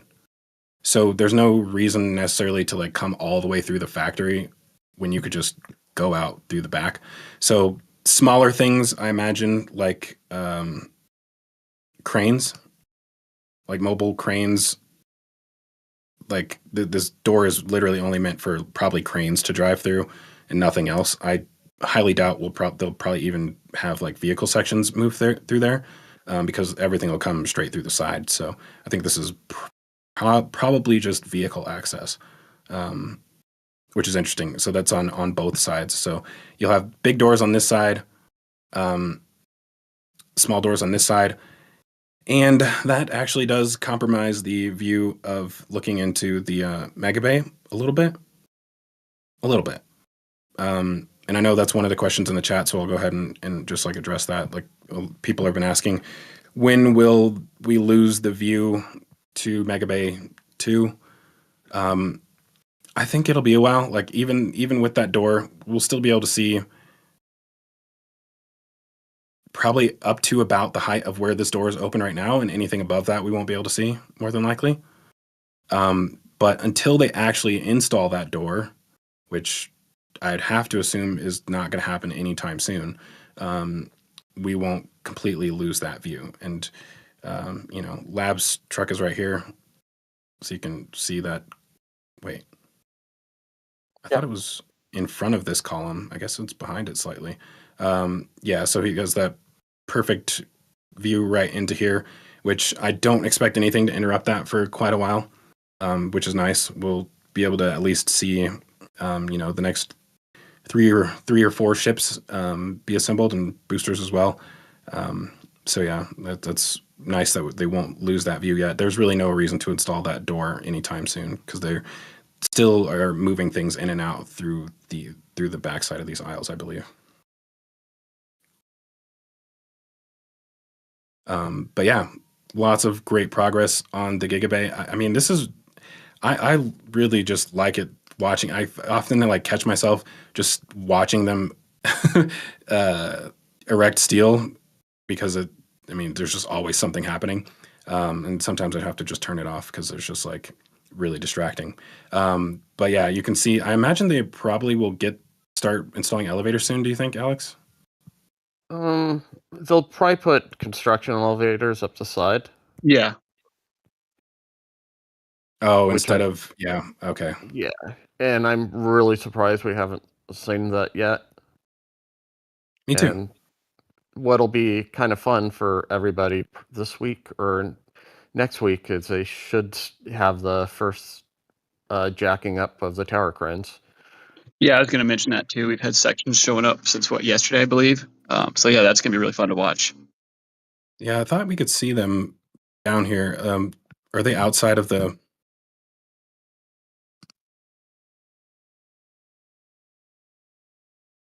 Where did they put them? Were they here? Did they start arriving at the flyover, or did they start arriving after the flyover? I'm not sure where they put them, though. Oh, yeah, the flyover was like 3 days ago. So, yeah, I think it happened after. Although no. Okay. So we will see those extending probably after they finish the middle, I'm guessing. Yeah. Interesting question that I have, Alex, or I feel like this may be a BJ question, but why the scaffolding stairs if they have these stairs? They're actively constructing those, and I think probably when they get another level or two up, they're going to transition to the existing, because generally on high-rise construction, you start using the infrastructure when you're a couple floors have already been set up, bolted, and then they start finish, because you're also probably like 3 floors below when you're starting to fill in from the skeletal structure. Right. Okay. Yeah. And Vix in chat has confirmed that they showed up after the flyover. Thank you, Vix. Love you. And yeah, watching the ironworkers, they're just a completely different breed of human. Oh, yeah. They are crazy. Like Starship Gazer, I'm finding this image right now. I'm not even gonna ask him. I'm just gonna show it because it's a crazy image. He caught this really awesome image right here. Wow, I found that quick. So yeah, you can see these guys. How do I zoom out a little bit? I don't want to. I hate the way this happens. Okay, so yeah, you can see the tool that they use. What is it? What they call this? A pick? Spud? The spud or a pick? I think. Yeah. Yeah. So so what they use this for normally is you lift your beam up here, and then when you're trying to locate the holes, you use this. You stick this through the hole into the same hole on the beam that you're installing, and then you kind of shift it into position so that it lines up these holes. So that tool is what he's standing on, literally for no reason. Like there's no reason for it. It's just like when you watch them during the day, they're always doing random stuff, like doing pull-ups off of things as they're being lifted and stuff like that. Like they just zero fear at all. I know Ironmakers. You are so correct on the zero fear. Those guys are just next to nothing. I know. Yeah, they're different breed. Yeah, and the fact they have taglines on their mounts is all you need to know. Yeah, man, I could never do that. Yeah, well, and to watch them when they do those spuds to stand on, they're like cats. They'll put one leg on the little tab coming out, reach down, grab it, or pull it up by its strap, and then just keep going like it was just Tuesday. What kind of shoes are those? those? Band? Yeah, or Converse. Yeah, I was about to say those are Converse. Those are not steel toe, that's for sure. Yeah, we're gonna get these guys in trouble. I hope OSHA's not watching. Yeah, OSHA's gonna kill that guy. Maybe those are those steel toe Sperry's. Yeah, I don't think so. Yeah, no, those like those Converse. Anyway. I have another question. Maybe Alex, you may know this. I don't know.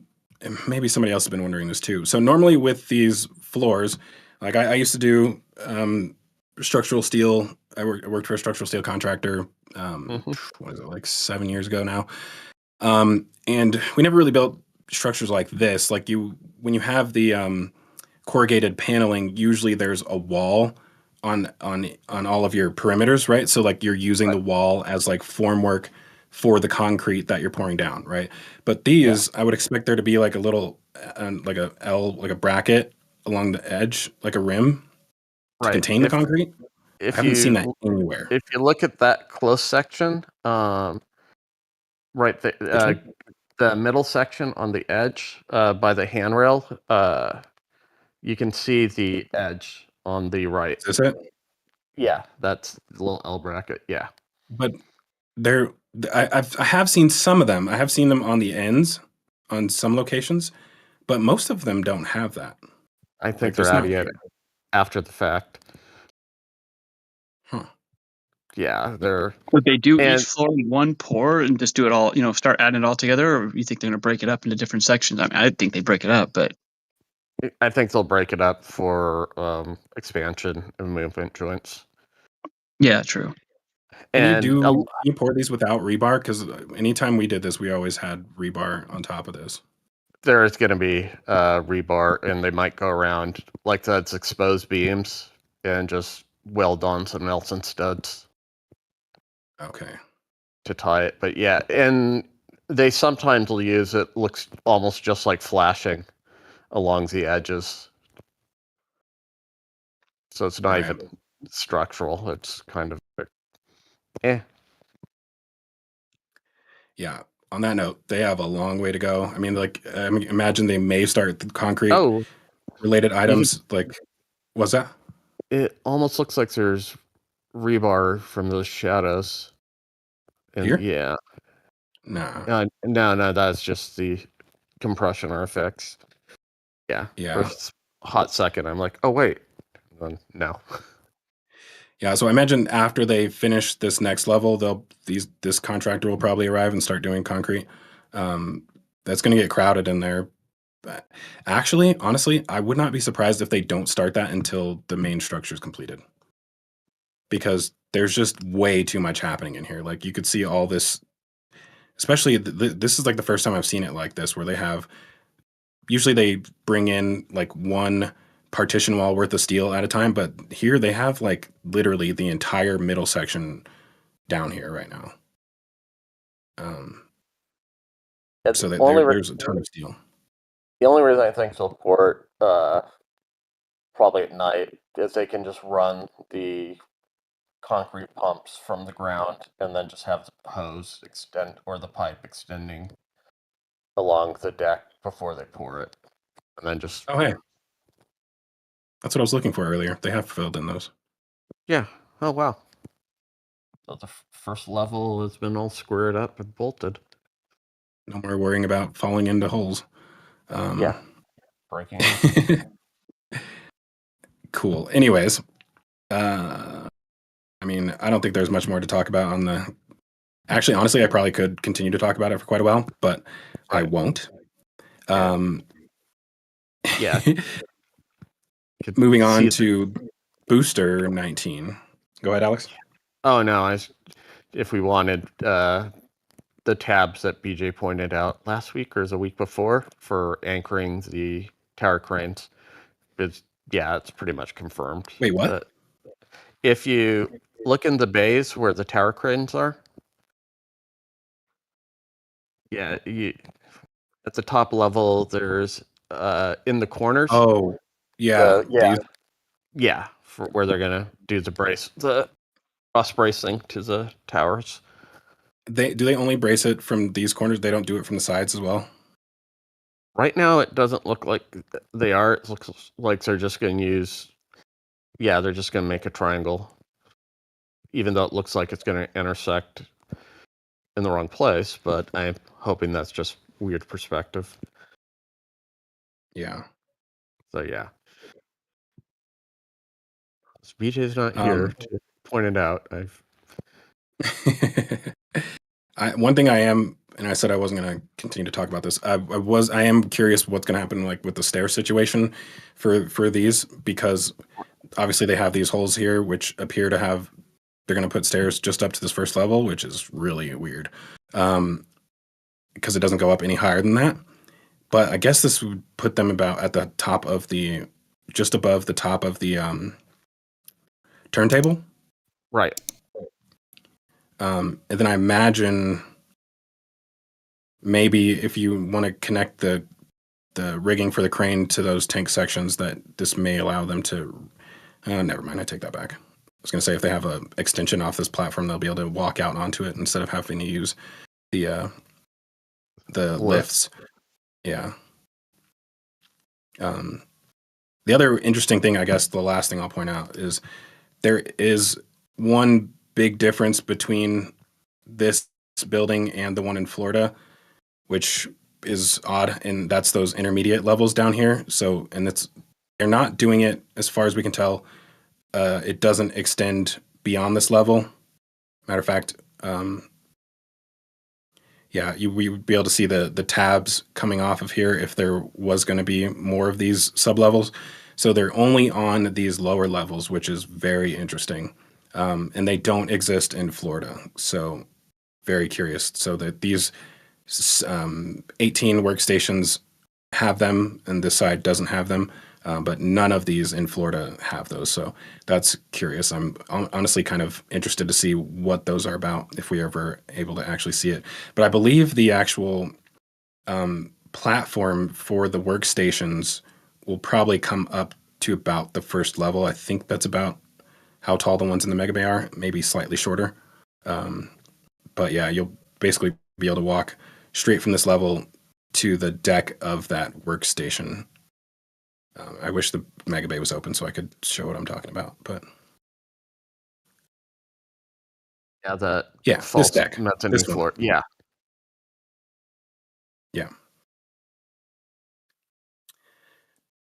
oh, man, it would be so cool, like walking into this building though when it's finished, because you'll literally be able to see, like if you come in through here, which will actually join with the Star Factory, so you can actually kind of see what's going on with that. This so in the Star Factory, there's a walkway that goes all the way across the front of the window, and so I'm assuming that will enter into the the Gigabay as well, so you'll be able to walk straight across into the factory. Um, you would literally, if you're standing on this edge, be able to see almost every vehicle that's in there. So you would, I mean, you can see 24 vehicles inside of there at some point. Be pretty crazy. Yeah, I think that column's going to be Sorsy tour. Look at all our stuff. And that's where it ends. Like, you don't go past this point.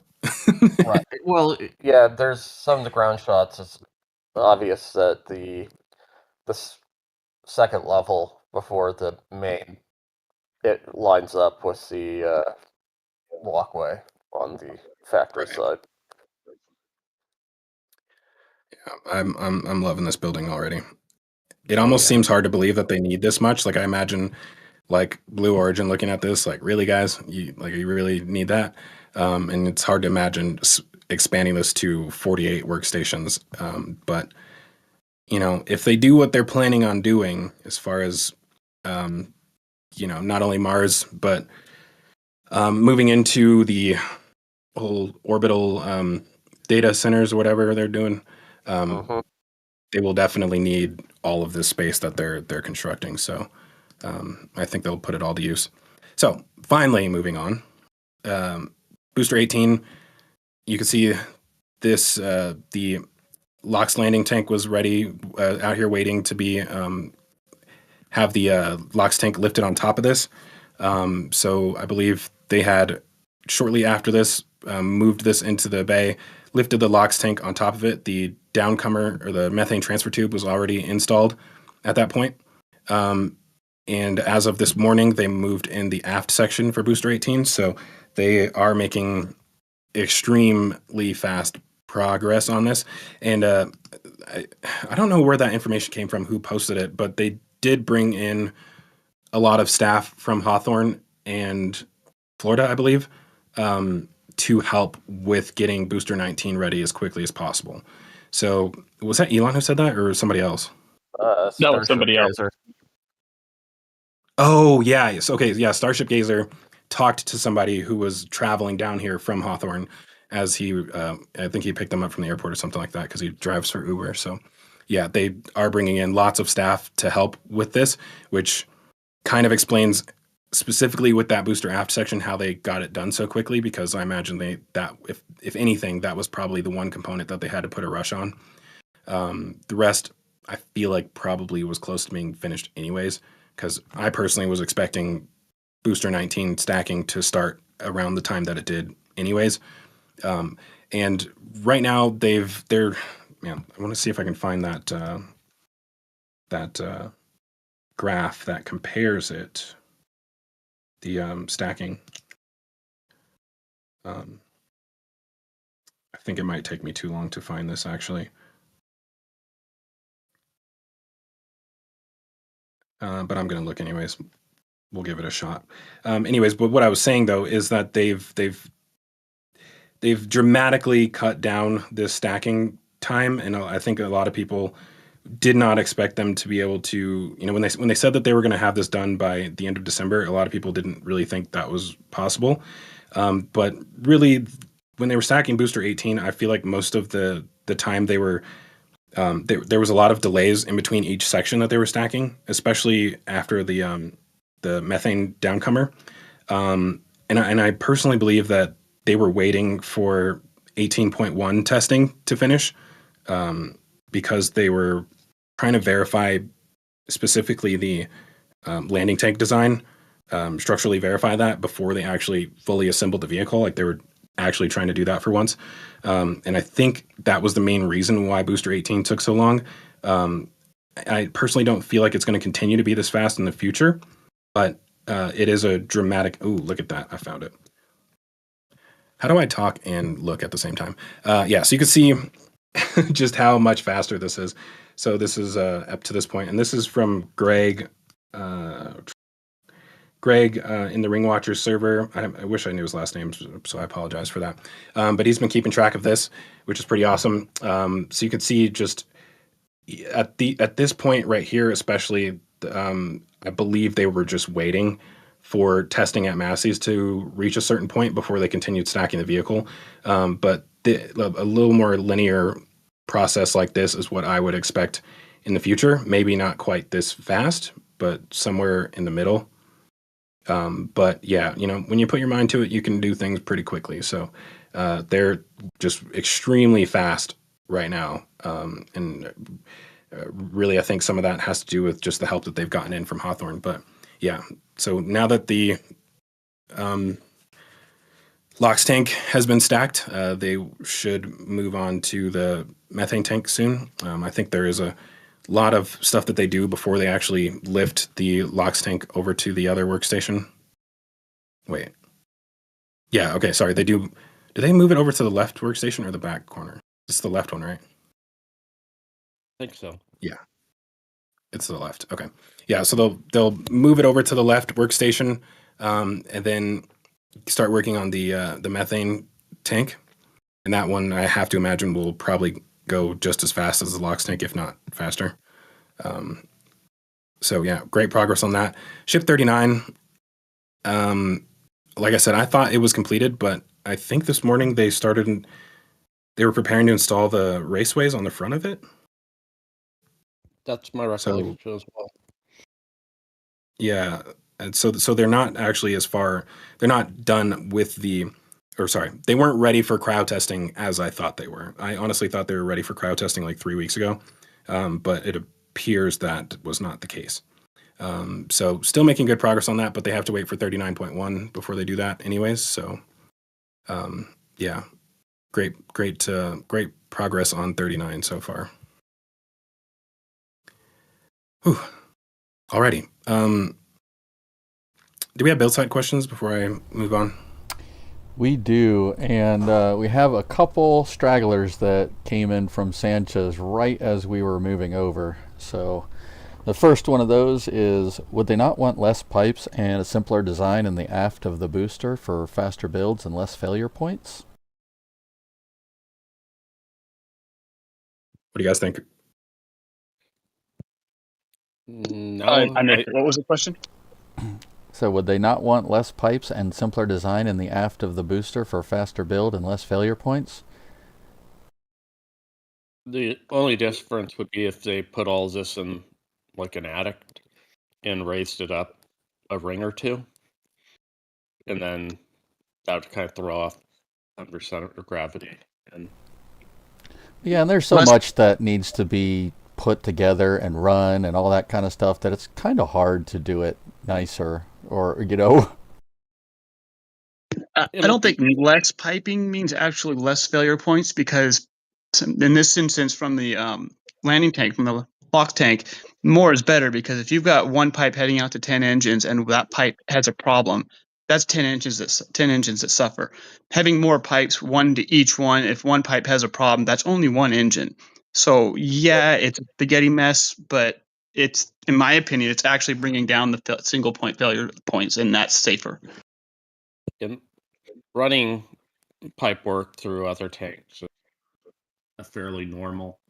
If you look at any of the shell and tube heat exchangers before they're mated, and there's hundreds, if not thousands, of tubes in them, it's kind of par for the course in the chemical world, engineering world. Yeah, absolutely. And we basically answered that second question, so I'll skip it. The next one is from Saad Usmani. How many workstations do you expect versus turntables in the Gigabay? Hold on. I want to answer that question really quick. I think that they don't really care about speed of production on boosters, because they don't need anywhere near as many of them as ships. So they can kind of afford to have a more complex design on the booster, because they're going to it'll take essentially 3 times longer to build a booster than a ship. Essentially, like they have that kind of leeway in their assembly because you'll just have 3 times more ships. So I think you can afford the extra complexity on the boosters, and I really think they care a lot more about performance than anything else at this point. Like, obviously, manufacturing is important, but like the performance is what they're going out of on this, and they're trying to dramatically improve the performance of the booster and allow it to do things that would have caused it to explode. Like basically what we saw was at Booster 14 when it blew up during the landing burn. Yeah. Was it 14? Yeah, like that kind of stuff. There's a lot more situations that they want to put the booster in that legitimately, if they tried it, it would explode. So an example of that would be shutting down 30 engines at the same time. Doing that on a booster, a version 2 booster, would instantly cause it to explode. And they want to do that. So all of this is related to performance and not necessarily ease of manufacturing. Yeah. So sorry. What was the next question that you're going to? Yeah, no problem. It was from Saad Usmani. How many workstations do you expect versus turntables in the Gigabay?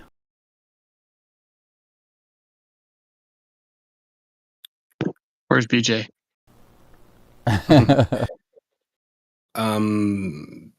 think we know this. Like it's all of these are turntables. So you have six stacking stations and 18 workstations. So like you stack your boosters and ships. If I had to guess, you'll probably have 2 booster stacking stations in the back over here, and then 4 ship stacking stations. That's about the right ratio, I think. Sorry, 2 and 4. Either 2 and 4 or 1 and 5. And then you will basically 1 and 5 actually sounds more realistic. So then you'll complete those, send them out. Move them over to the workstation, and then install all of your like raceways and anything that happens like in between final stack and cryo testing. And so it'll move out to cryo testing from this aisle and then come back in on this side for engine install. And then post-flight stuff will probably happen on this side. So boosters and ships that need any retrofit, refurbishment, whatever, will happen on this side. Or just temporary storage as they're between flights will all happen on this side.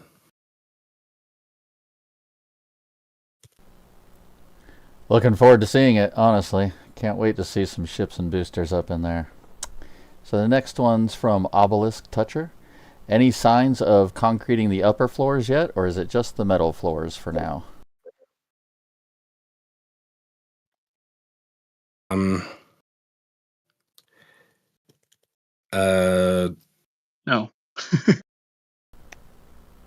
Sorry. It said any signs of concrete on the upper floors yet, or is it just the metal for right now? I mean, they'll do this all the way up to the top. Like they'll have concrete floors going all the way up. But we haven't seen much as far as signs of them doing it yet. Right, I think they're still on the first couple of levels, I believe, right? Yeah. We'll have to wait for them to actually get to that. But yeah, I mean, it's safe to assume they'll do that all the way up. There's no reason not to.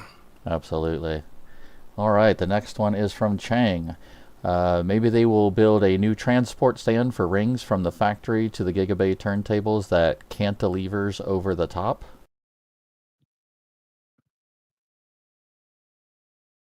Yeah, that's sort of one of the ideas that I was trying to verbalize. Alex, are you fighting with your microphone again? You got really quiet a little bit. Oh, I'm sorry. And then the last one we have is from Saad Usmani again. In the Gigabay, will the booster tanks take up 2 turntables at a time or 1?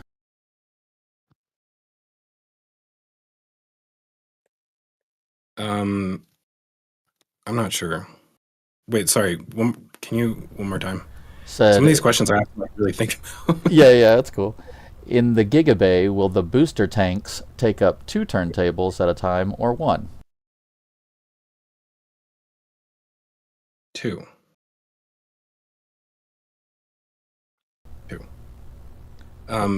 Yeah, I guess on that note, that means that you would probably have 2 booster workstations in 4 ship.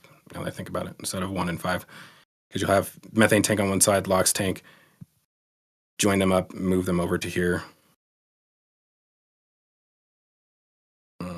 Yeah. Yeah, makes sense. And our last one at the moment is from Daniel Kennett. Where do you think they will do payload integration? Will one workstation have an inner door to seal it off for payload install?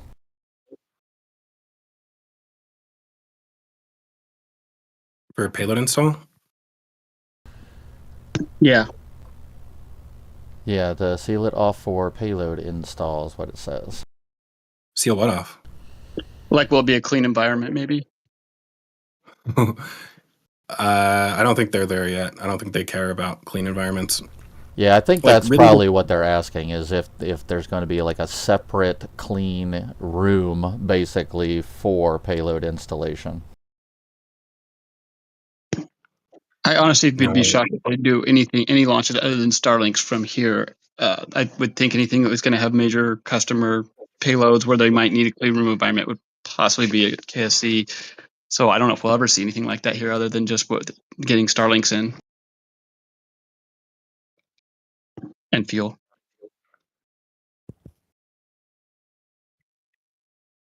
Cool. Was that the last one? Yep, that's everything now. We're clear. Oh, hey, hold on. Let me jump in real quick here. Astro Joe put in chat not too long ago, and I want to make sure everybody knows about this, that next week, Sunday the 21st, our next episode, 181, will be their annual Christmas for the Children for St. Jude's. So anybody who's not following in chat, I just wanted to make sure you guys know, be ready. This is one of my most favorite streams to be around, to be here for.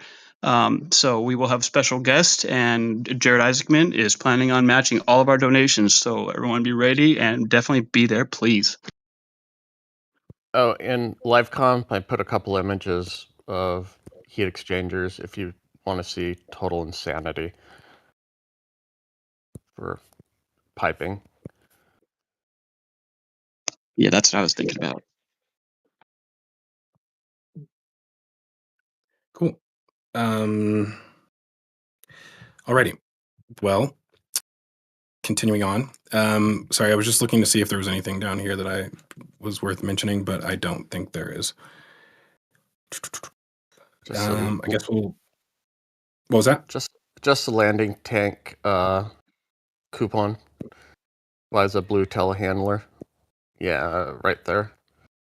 Oh yeah, LOX landing tank over here. Yeah, lots of interesting components down here, but nothing special this week. And as far as the village goes, hey, a piece of the plane. That's rare. Looks like the glass has not made it all the way around here yet, but I don't think there's a far side image of it this week. This is about as good as it gets right here. So you can see the progress on that for anybody who was looking for it. But yeah, Village is doing Village things. I don't think there's much new happening in here worth mentioning currently. So I think is it whichever street is by the Star Factory. They're started by the flats. They got that. Yeah, they got that from Texas Fish and Wildlife, and now they're starting to clear it up. Yep. Yeah. Oh. Yeah, so that's the only exciting thing in the village, I think, this week. I wonder what they'll put there. Good question. Alrighty. Launch site. We will start at the ASU, which has been finally reached the point where they're bringing in equipment. Man, I feel like they've been struggling on this pretty heavily.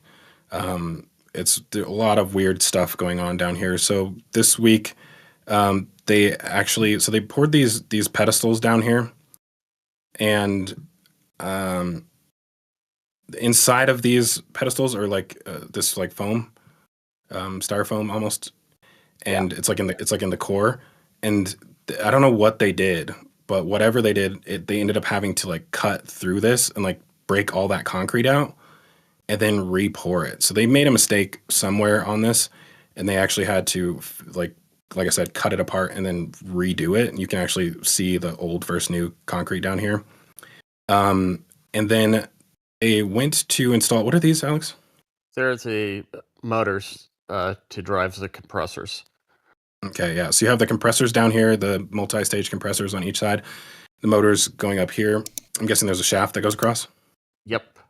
And then that blue one was mounted up recently too. Yeah, they mounted it and then they took it back down, and like you could tell the guys on site were like not happy. So they had some issues with alignment, I'm guessing, where it like maybe wasn't level or something like that, and they had to fix it and then redo it. But they've been struggling with these for some reason. But it seems like they've figured it out and are moving forward now. And we'll start to see even more equipment brought in here soon, especially once they finish this pad. As much as I would love to go into a lot of detail on each piece of equipment that's going in here, I don't necessarily feel like doing that right now. Oh, come on now. But topically, Masseys Part 2. Masseys Part 2. Right. Definitely not. They still have all the components at the port that will be moving down here. I don't think these tanks are coming. Well, they probably are, but not for the ASU. I'm not sure what these are for. Actually, I do have an idea now that I think about it.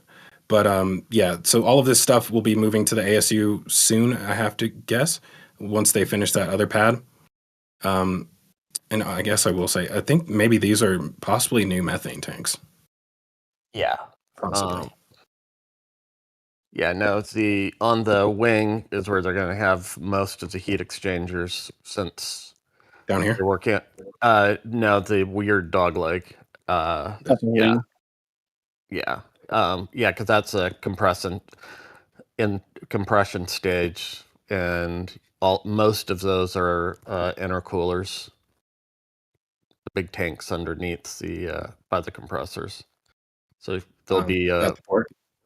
No, on the pad. Yeah, there'll be there'll be some fairly large heat exchangers across cooling towers essentially on that wing, because there's a substantial amount of heat generated that they need to right rid of. Yeah, and then we won't go into too details, but yeah, this is just all the compression stage. Cool. And I was trying to figure out, but I can't find a nameplate on that drive motor. I mean, it could be anywhere from 10,000 kilowatts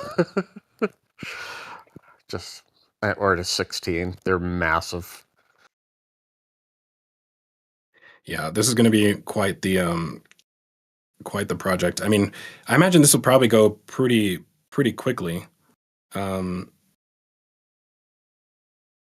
Once they have this pad done, like I imagine this will fly up rather fast, because the one in Brownsville was done extremely fast. So I'm not sure if it's finished yet, but I imagine it's probably getting close. The longest part about that construction is building the actual storage tanks. Since they're built on site instead of having the horizontal storage tanks. So yeah, moving on with the methane tanks that I was talking about, I do hope that these little ones go away. And if they do, then that would explain the ones at the port, because they're about the same size as these ones.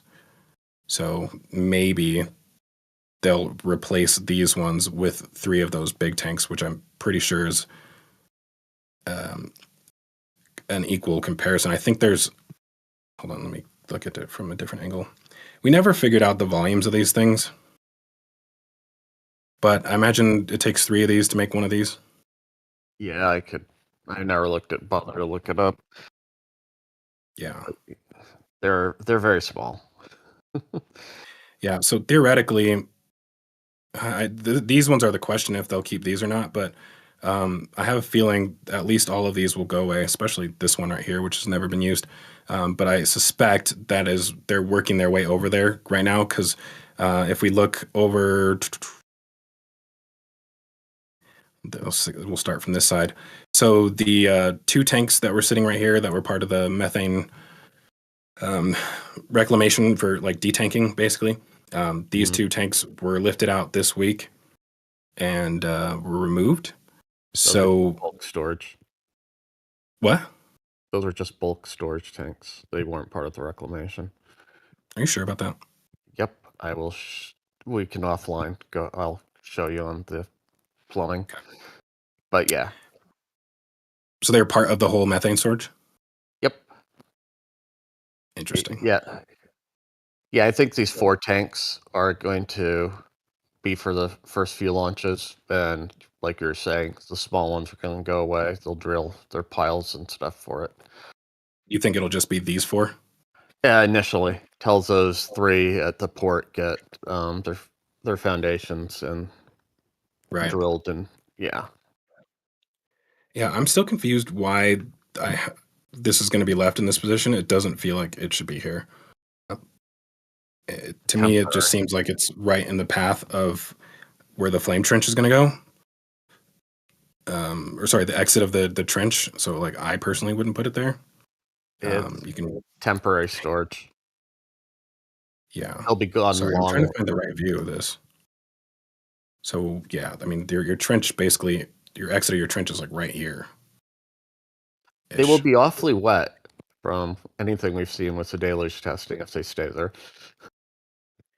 Yeah, and I mean, you got a huge steam cloud that's gonna like come straight through there. So I feel like that's not a good spot for it. Doesn't sound like a plan for success.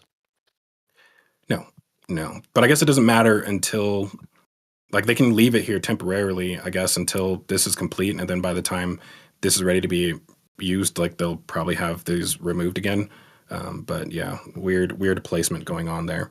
Yeah, and for the plans, the methane storage should be moving to the other side in the mud flats. Right. So all of the methane will move, basically. Yeah. Down below here. Yeah. When you look at the mud flats where the people walk, there's that one section that isn't flats. That's where it's part of it's supposed to move. Yeah, this is that. Yeah, it's straight from vertical from the triangle building up, just no, with the scrub on it, so just above that. This? Yeah, that's where the methane is supposed to move. Storage is supposed to move. Okay, that would make sense. Yeah. So it will be interesting if they actually get permission to do that. I think they're still in that process of trying to get that permission. So, yeah, that is a big question mark there. I guess as far as the rest of the methane, or the rest of the tank farm, not really a ton to talk about. They've basically finished on most of the stuff weeks and weeks ago. And so, yeah, they're really, as far as the GSC stuff goes, ready to begin testing on pad 2. So moving to pad pump. Go ahead. Finally, the last pump for methane, I think, showed up just at the top of frame. You can see the shadow, the blue on the left. Oh, right here. Yeah. Well, that took forever. Exactly. Okay, moving on to pad 1, pad A. Lots of demo going on here. I'll get to that in a second, but they did completely remove both weirs. They still have the underground pipes that they need to strip out. They've removed all the gas plumbing from the top of these tanks, all of the valve manifolds that were down here, and currently they're removing all of the high pressure gas tanks. The water tanks, I'm assuming, will come next. They haven't removed any of the water tanks yet, right? Not that I've seen yet. Okay. Yeah, so stripping all of this out rather quickly, and then they'll soon start to get to all the underground stuff. But I imagine before they do that, they may end up removing this ship QD arm, possibly. Yeah. Yeah. And this is where I wish Ryan was here, because the pad height difference in this arm, I think, is almost the height of the second mount point on Tower B. Wait, say that again? I thought he was saying that the current mounting point of this arm would place it fairly close to the other mount point on pad Tower 2. Okay. I think, but yeah. I think that this tower, this launch site won't be active until like around the same time that the Gigabay is completed. Right. Which means they'll be ready to move on to the version 4 boosters, the taller booster and ship. So I feel like they'll install, when they reinstall this, it'll need to be in a higher position. And then once this is activated, they'll then shut down pad B again, or and move the QD arm. Right.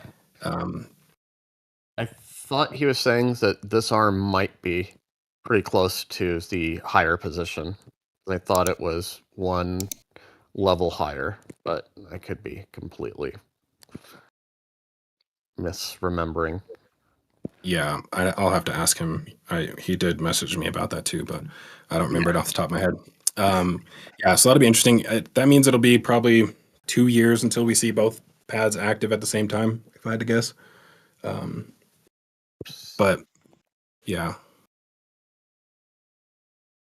really funny thing down here that people seem to get a kick out of during the show, or during the show and tell, was how close this methane transport is to the crane.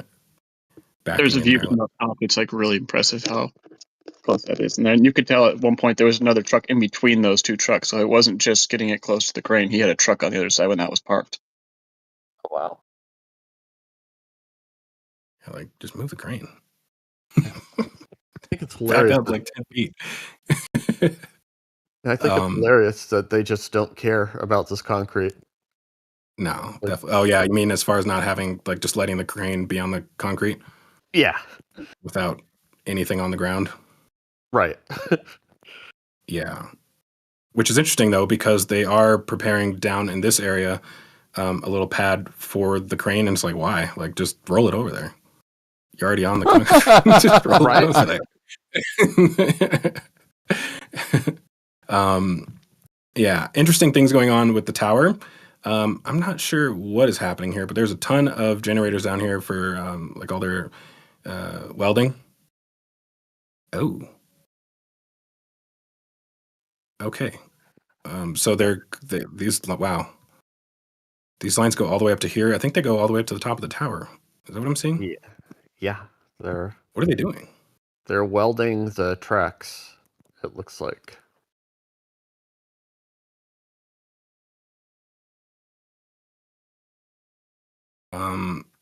Here, let me try and get a different view. I don't know if this is what I want. I don't think I have a view where I can see them on that side. I do not. Interesting. So yeah, well, I mean, we knew they were going to be doing repairing the tracks. Do you think they're just like welding them or actually replacing them? I've only seen like welding beads on them.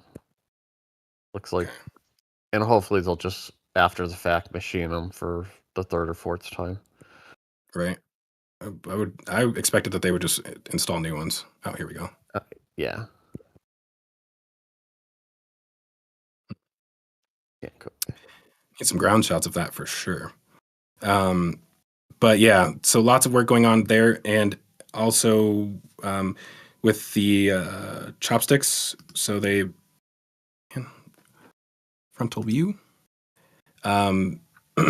They have installed caps on the ends of the chopsticks where they chopped them off.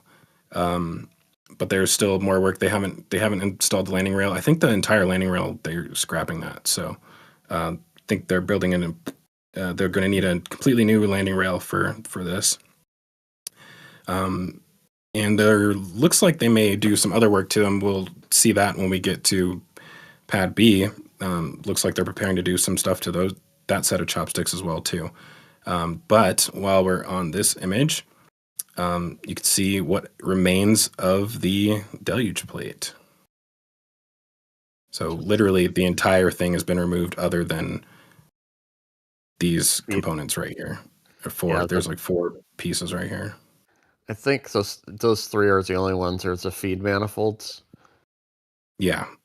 1, 2, 3. They're right here, and here. They're under the green, actually. That's a connection between the. Oh yeah, you're right. Yeah. Yeah. Yeah. The interesting thing about this is the way that they're having to remove it.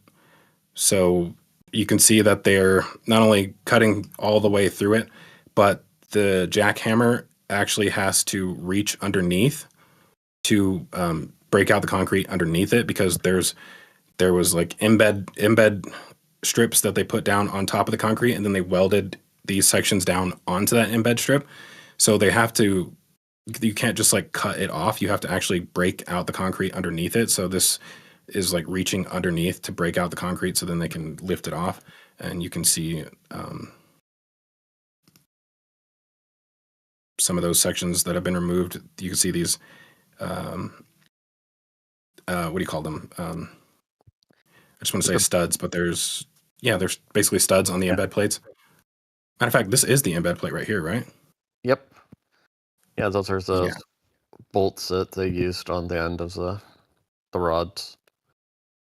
Yeah, so got to break out all the concrete just to get those out. So they're going down probably like 2 meters or something like that underneath it to get those out. So they still have so that's like 6 feet. There's 15 feet total, so they still have to take out about 9 feet of concrete underneath this in order to actually remove the pile cap or the foundation basically of the tower, or the launch mount. And then beyond that, which I think they're still waiting for, all of the cryo tubing that goes both to the tower and to the launch mount. I think the launch mount comes in like this and then goes that way. They'll have to get all of that out as well too. I'm assuming once they're finished with all of this, that'll be the next thing. But yeah, this is. I was hoping we were going to get to see it before it reaches this point. But you know, with the weather from last weekend, Mauricio wasn't able to get up there and do the flyover until Wednesday. So a lot happens in that time, but at least we got to see it before it was completely removed. Yeah. Well, the one nice thing is they're getting to the layer where they're going to have a couple meters of just concrete without rebar to deal with. Yeah. I mean, man, that's going to be a lot of. They already got past the top layer of rebar, right? Yeah, but the grade beam between the columns that's right underneath that last bit of deluge plate. It's going to be kind of exciting. Yeah, that's just so much. I can only imagine the headache you would get doing using this thing for days at a time. Yeah, a lot of work removing all that stuff. I imagine within the next 2 to 3 weeks, it'll all be gone though. We'll probably end up with a huge hole here. I imagine they'll probably fill it back in before they do the CFA piles for the flame trench. What do you think about that? Personally, I think the piles they have here will be sufficient for underneath the deflector plate in the pad, because they have all the geo and structural information, so they can just recalc them. We already know it supports that equivalent weight, but for the side bunker and the extensions there'll probably be a ton of CFA piles drilled. I am going to intercept a question that I know is going to happen, so I'm just going to say it anyways.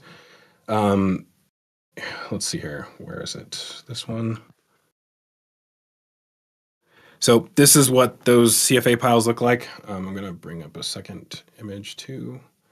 And obviously, you guys have probably seen this multiple times because showed it in an episode when I first talked about this when they were building it, which makes me feel old. But yeah, this is the layout of the current pile situation. The only ones you can't really see here are the ones for the legs because they're obviously hidden by the legs. But when we tilt it, you can kind of see what that looks like. And so I know the question that most people are wondering is, do they need to remove these? And the answer is no. So you basically, you can leave these in position. Most of these, I think, at least within the big ones right here, within this area, are all 15 feet below the surface, the top of these, I believe. So actually, yeah, okay, yeah, they are. They're about 15 feet below the surface, maybe slightly less, like 12 feet, because they have to extend into the pile cap. But basically, they'll need to get down to 26 feet for the flame trench. So they'll end up chopping off probably like 10 feet from the top of them, I imagine. Maybe a full like 26 feet off of these, because these ones come up to surface. So they'll chop all of them down, and then whatever else is needed. So, I mean, this is the middle of your flame trench right here. It comes basically straight along this. So wherever they need to, they'll add new piles in between these. But removing them makes no sense because these things are like, I know these ones, the big ones, are 90 feet long. These ones, I believe, are 80 feet. I can't remember off the top of my head. But yeah, they'll be able to make use of them. They're still not as deep as what is currently on pad 2, but it doesn't necessarily matter because they'll fill it in and you know, whatever is needed to make up for what's already there, they'll basically just add in those piles. They'll probably won't have to add too many because these were what meter and plus in diameter, so they're much bigger, but the flame trench has 280. Hold on, I think it's 200. Hold on one second, I have it right here. 228 piles in the footprint of the flame trench. But you might be right. I mean, the important part is supporting the walls of the trench. So they'll definitely need more like in these areas on the outside. Maybe these ones are enough to support the flame bucket. Yeah, it's interesting how they can calc all that stuff out. But yeah, the bearing level they're in is probably well below the bottom of the flame trench, so chopping off 15 feet, 5 meters shouldn't make too much of a difference. Right.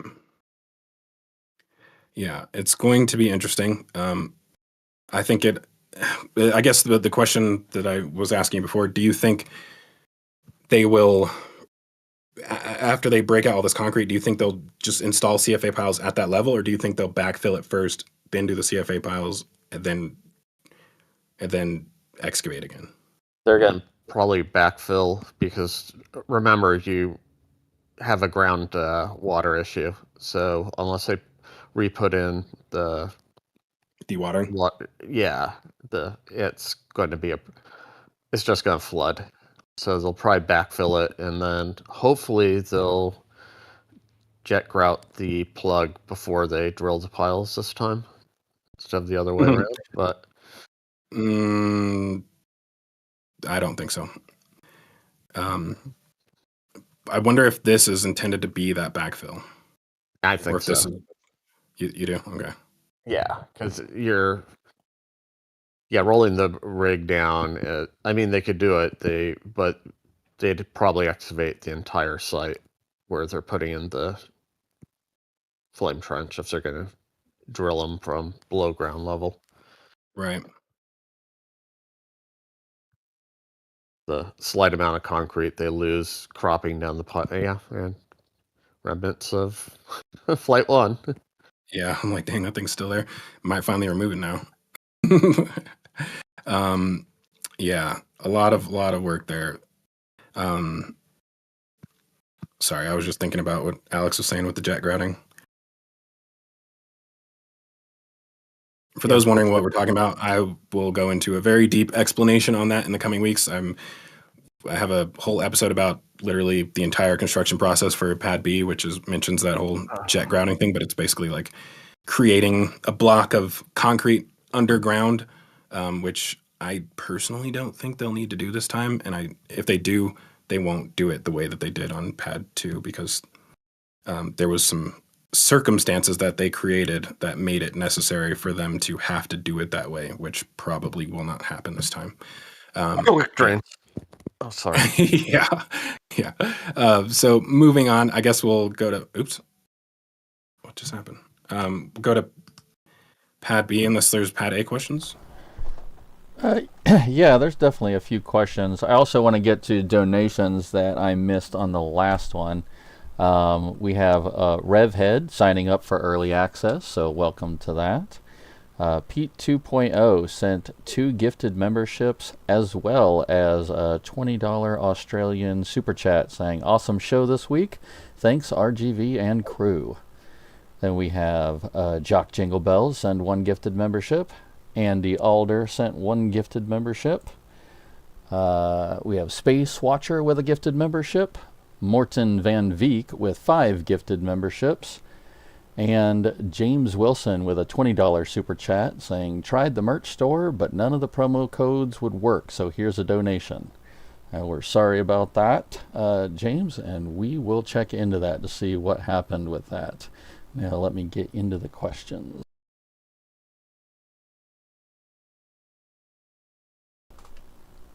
All right, just 2 at the moment. Do we know if ASU will recover argon? Probably. I believe so. Yeah, they use a lot of argon at the build site, right? In the Star Factory? Yeah, it's for all their cover gas for their welding. Or shield gas. Yeah, I imagine that they may have actual storage tanks for that within the ASU site, because they'll need to store it and then truck it over to the build site. Yeah. It's only about 1% of the total volume, so it's fairly small. It might even be cheaper to just purge it to atmosphere. Well, I guess we'll find out, huh? And the other question was more of a general question. Will Starbase Weekly be happening next week and the week after that? And that is actually a good time for us to tell you guys about the next couple of weeks of what's going on.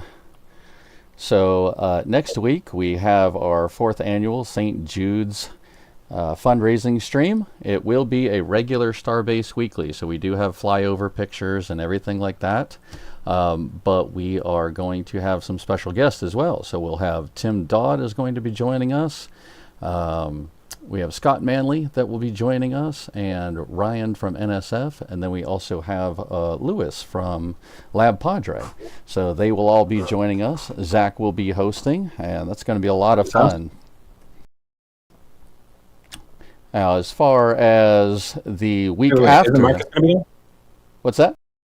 Isn't Marcus going to be there? No, Marcus is sending in a video. mother. Okay. We tried. We wanted him to be there, but I think he's just got other things going on at the time. So I'm gonna bully him. I always try and bully Marcus into doing what I want him to do, but yeah, we'll take it. Do it. Bully him all you want.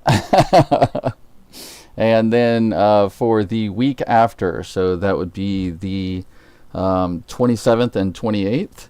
That weekend, we are going to do a year in review stream. So we will not be having a flyover. So we're just going to do like a kind of year in review, talk about all the changes that have happened and what we're looking forward to in the next year. And then we'll be starting up with the flyovers again, first thing at the beginning of next year. Awesome. And I did see a question in the comments. Do they need the land swap completed before starting on the trench? Good question, and difficult one to answer because, let's see. I need a different angle. Let's see here. I don't have the angle I need for this necessarily. Yeah, I do. So the trench... Okay, it starts about this far away from the tower. It's about this wide, I think. Then the big question is whether the gantry, the bunker will fit here. And I think it will. Barely. Like, just barely. It only extends to right here-ish. So it's like right on the edge. But everything else that they are planning to do does require this space. So I don't know if they have enough room for the water farm to fit in this location while still allowing vehicles to move through here. I'm pretty sure there's not enough room. So they'll probably need more room for that because of just the way that it's situated in relation to the trench. I believe they want it like over here-ish. So I have a feeling they'll remove this as well. Sorry, that's just funny to me. I love how temporary these structures are sometimes. But yeah, so I think they will need it for some things. The biggest thing that they need it for is moving the methane farm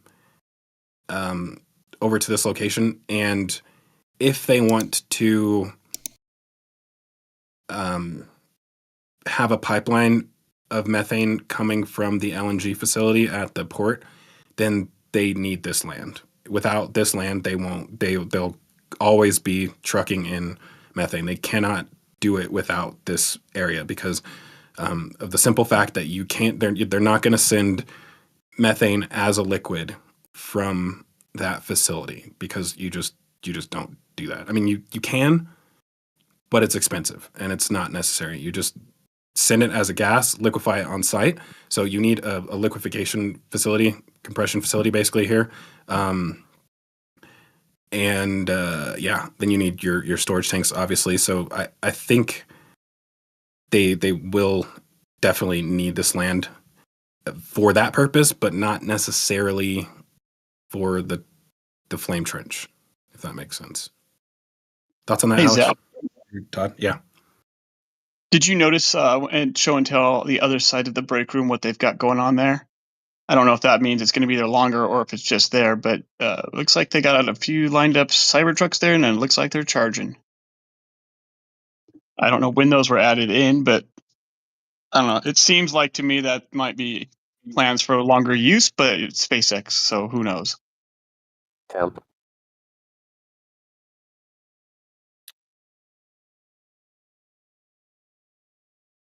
I'm like struggling to find that right angle for this. Yeah, one from the other side of the street. It's almost thinking that they are going to stay just because they put concrete. Todd. Yeah, no, I know. I totally get it. But yeah, that whole area that's shaded, they got trucks lined up there, and it looks like they're all charging. There's one from the other side of the street that we could see it really well. I'm sure they'll build another charging station if they need one. They have power there, and it's convenient. The only thing I don't think fits would be some of the propellant trench. Just that. And it'd be very just did build site. Yeah, and all of this. Right. Because you need all of this right here. So, yeah. Yeah, and I think they're planning on duplicating the pump farm as well. I'm on the fence about that, but I don't think it's necessary, but it would be cool. I don't either, but yeah, it seems like a lot of work for a slight amount of redundancy. They, and I've said this before, I feel like they would have set themselves up for that here by putting T's on all of these lines, but they didn't do that. Like, just put T's and cap them off for the future. But they didn't do that. So because they didn't do that, in order to use these pumps for that launch mount, they would literally have to temporarily shut down Pad B in order to do that. I mean, theoretically, they could do it in between launches. So in between, let's say flights 15 and 16, they put a T on this pipe, and then 17 and 18, they put a T on this pipe. So like in between each launch, they just incrementally do one pipe or something like that. Some of them have. Actually, I take that back because let's see here. What?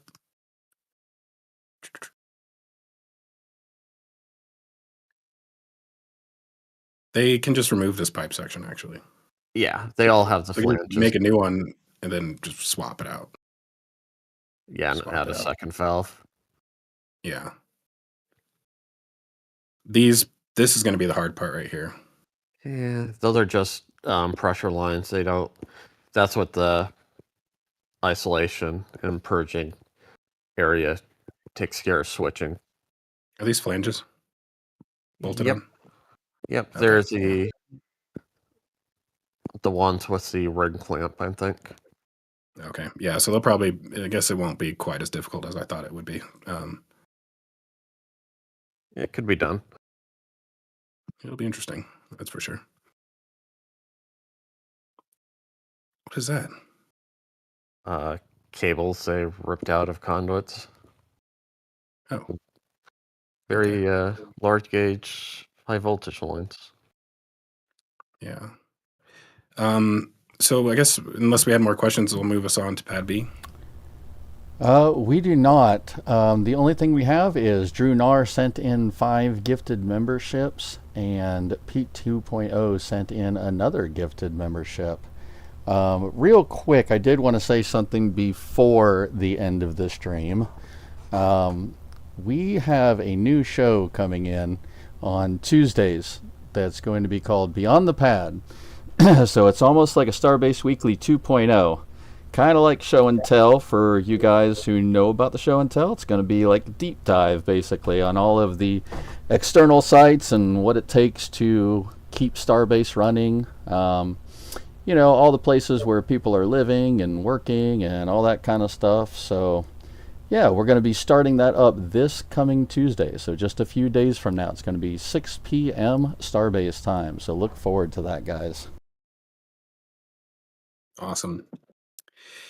And I have a question for the chat, because I'm working on a episode for Pad B, and my question is, should I continue to call it Pad B like I want to, or should I just call it Pad 1? Because here's the reason why I continue to call it Pad B. I'll just show y'all real quick.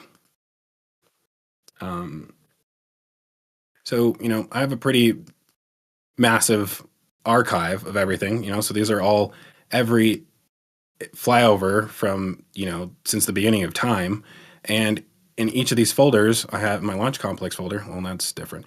In 2024, when they started Pad B, I stopped calling it OLP, Orbital Launch Pad, and I started breaking them into Pad A and Pad B. And there's literally so many files. I would not like to have to change those is a pain. So I continue to call it Pad B because that's what it is in here, right? So the question is, should I call it Pad B or Pad 2? Because I have a feeling people are going to yell at me. So I just want to know your guys' opinion, what I should do. Stick to my guns or just convert? I vote stick to your gun. Me too. I like it. I think it sounds better. Yeah, who cares what they think? Pick which everybody's saying B in the chat so far. So yeah, pick whichever set of environmental submissions that say Pad B versus Pad 2. Pick whatever rage baits people harder. That's what I was just going to say, Matt. Let rage bait them. Yeah. Especially when we, what's his name, tried to gaslight us. I think B's are winning. Somebody said it's irrelevant. Call it what you want. You would be surprised. It is not irrelevant. Like, I don't think if you look at my comment section, little things like that do in fact matter a lot. So yeah. Anyways, moving on. Pad B is making its way to completion. They got a lot going on down here. I think they just installed this other door recently for the second side of the second opening for the bunker. And that was like, as far as external stuff on this, I think that was like one of the last things we were waiting for. They look like they're installing some bulkhead doors on the inside of it. But other than that, it seems like it's mostly complete. The booster QDs are confusing because they have these like, I almost want to call them like gaskets, but they're not. They're like plates that are supposed to go in between the two hoods, the two parts of the hood. And they keep removing these, but then they don't install these. So not really sure what's going on there. But the bigger thing from this week is that they did finally, there's a caveat to this. They installed the first door. They tried. They tried. So you could see this door down here as they were lifting it into place. And this was like day 2 of it sitting here. You can actually see them looking at it. Wait, where'd those guys go?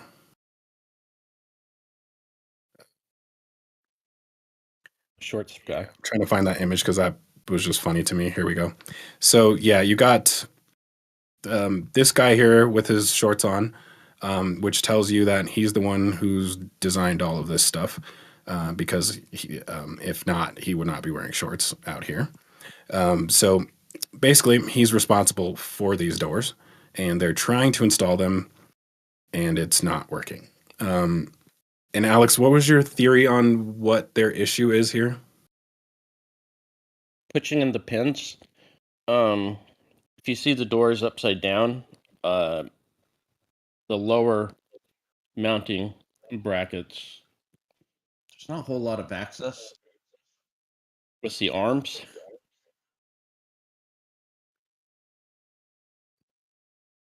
Second.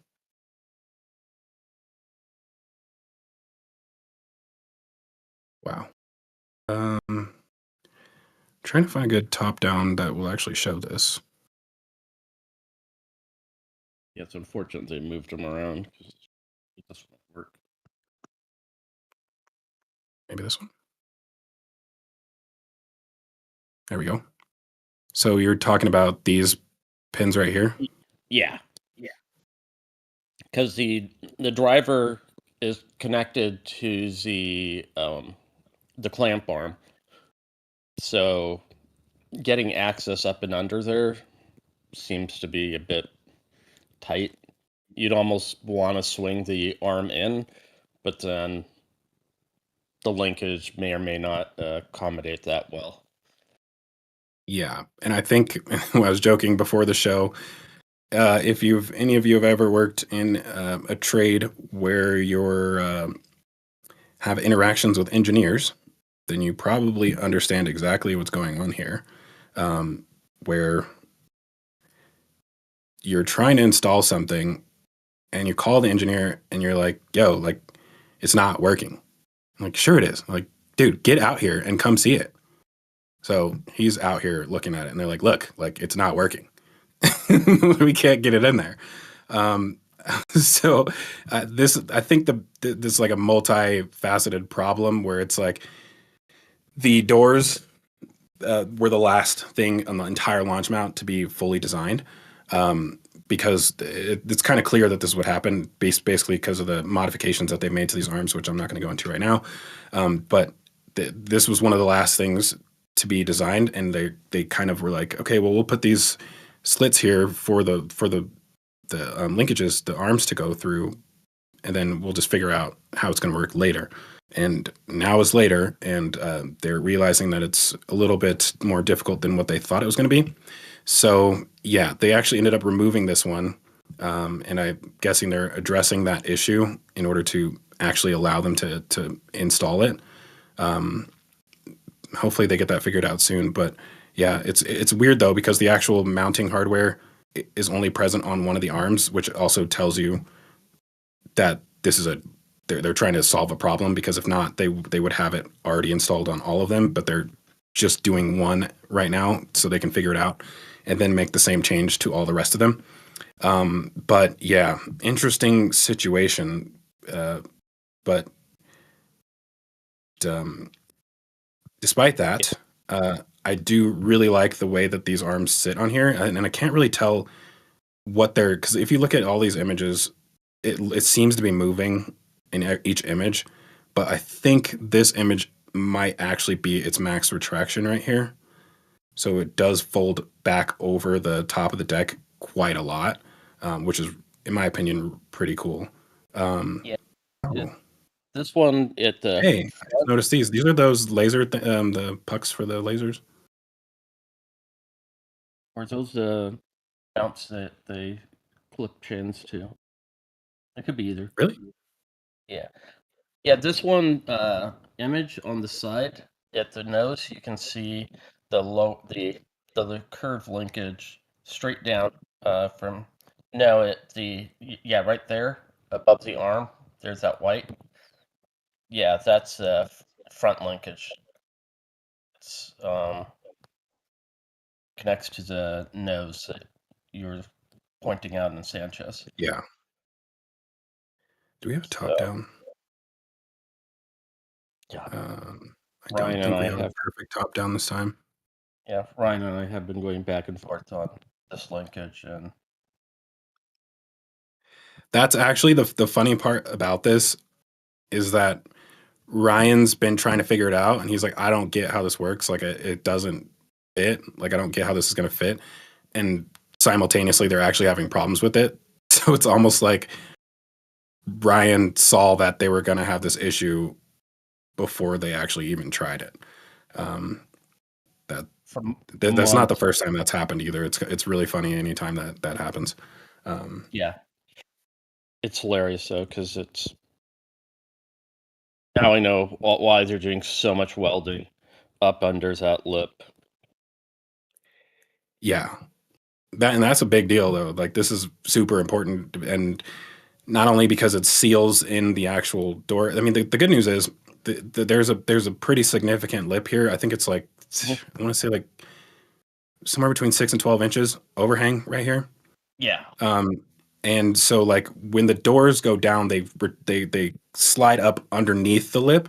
So like you don't have to worry about the actual plume washing over the door necessarily, because it should hit the edge of the deck and like kind of have like an air gap in between the plume, kind of a little bit, at least on the sides. When it does the like pad avoidance maneuver, whatever's on the opposite side of that pad avoidance maneuver might actually get flames on the wall. But the most of it, like 3/4 of the launch mount, won't have to worry about that. But it is really cool the way it tucks up underneath there.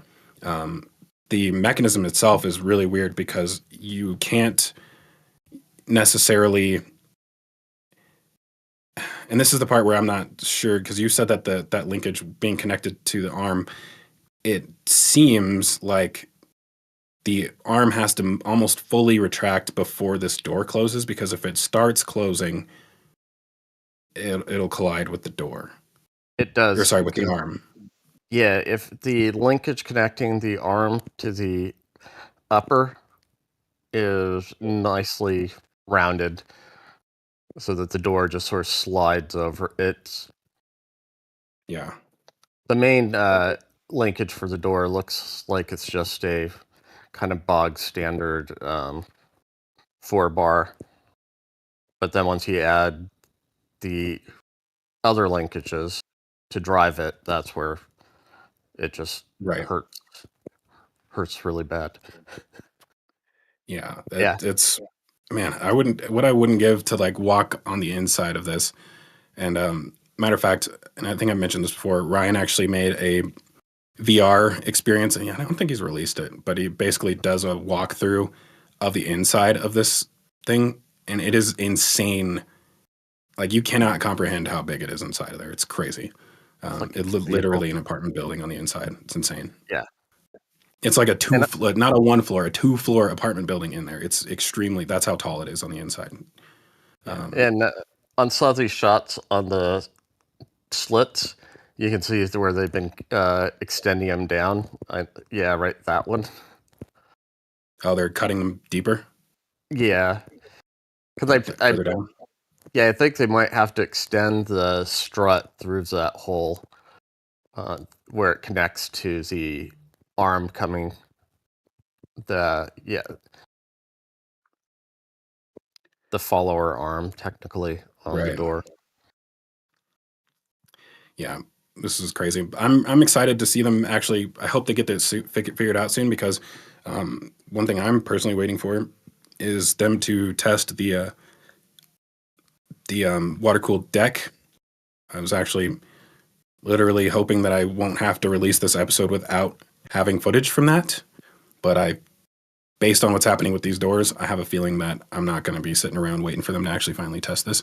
But yeah, that is, in my opinion, the biggest thing that they're waiting for, because even if they close the doors, once that the water will still be able to access the inside of the table without those doors installed. So I personally think that that's what they're waiting for in order to be able to actually test this, or else they would just temporarily remove the scaffolding for a few days to allow them to just do an initial test of the system.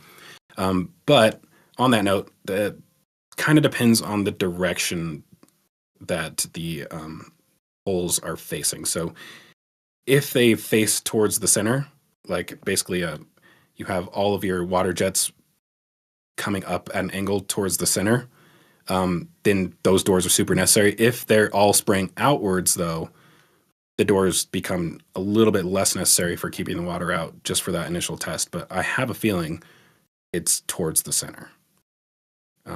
Or it could be a split where after a certain point they start going the other direction, or they could be crossing each other. So there's like some of them facing this direction, others facing this direction. So that they're like cross stream, basically. Difficult to say, but the initial test that they have done, as far as like the like when they purged it, seemed to create a cone in the center. So I have a feeling that it's all pointing towards the middle. And SpaceX, if you are watching, we would love a drone shot when you do that testing, please. I'm sure they'll have it, and they will probably show it like during Flight 13 broadcast. Yeah, exactly. Yeah. Just spitballing, the vertical cone seems like it might be a good way to sidestep some of the pressure problems they had with drilling too many holes on the OG bidet. Oh yeah, they I don't know if I'm allowed to tell that story. Yeah. Don't. Well, I think I can. I think I can tell that story because it's gone now. They deleted it. So with the original pancake, they drilled all of the holes for this basically, and there's like thousands of holes, and while they were drilling those holes, like first of all, there's so many holes. What I was told was that if they had one fabricator do all of the holes with the water jets using a water jet machine, it would have taken them, I think it was like 16 months or something like that. So they had to break these into smaller pieces and send them out to different shops, and basically had like 6 to 8 different people working on it at the same time in order to bring that down to like 3 months, because if not, it would have taken them over a year just to drill all the holes through this. So then all of these components arrived to Starbase, and they assembled the entire plate inside of that inventory tent.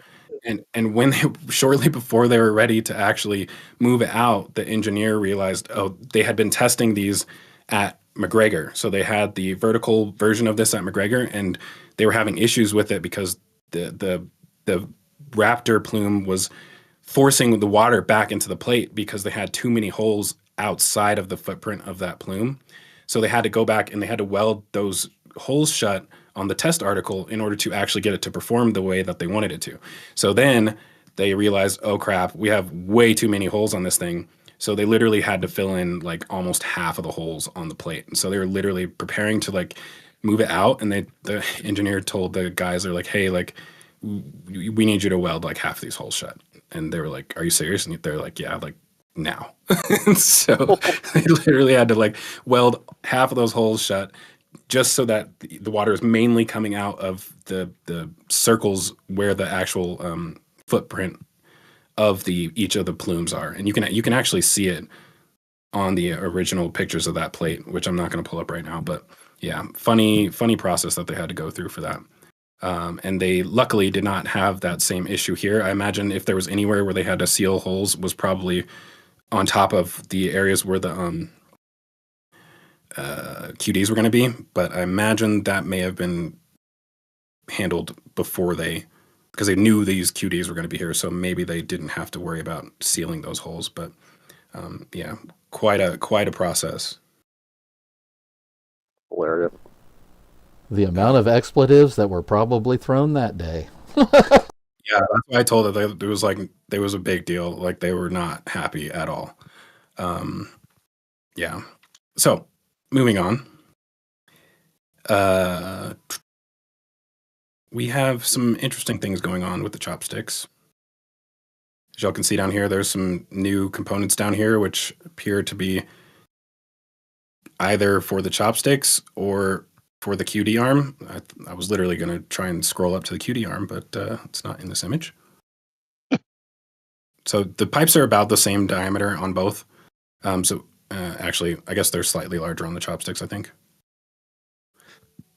But these appear to be smaller than the members on the chopsticks, I think. Well, you have the big ones, the main ones, and then I guess there's smaller ones in here. But it's weird that they're making modifications to the chopsticks now. Initially, when I first saw this, I was like, are they going to extend them again? But talking to Ryan, I don't think that's going to be the case. He thinks that they're just adding like additional reinforcements inside of here, which is very interesting that that's happening now. But not 100% sure where exactly they're going at, because they haven't like started to shave down the areas where they're going to install those yet. So at least I haven't found them. I'm hoping it's for pad scrap chopsticks. For what? Pad A's chopsticks, but well, then yeah. You mean modifications to pad A's chopsticks? Yeah, but probably not. Yeah, I feel like they wouldn't be over here if that was the case. Yeah, I mean, and they've definitely have had at least some change of plans with the hydraulics on this, because they removed the I think it was on the other side, the accumulators, the gas, what do you call them? Pressure tanks. Rather, yeah.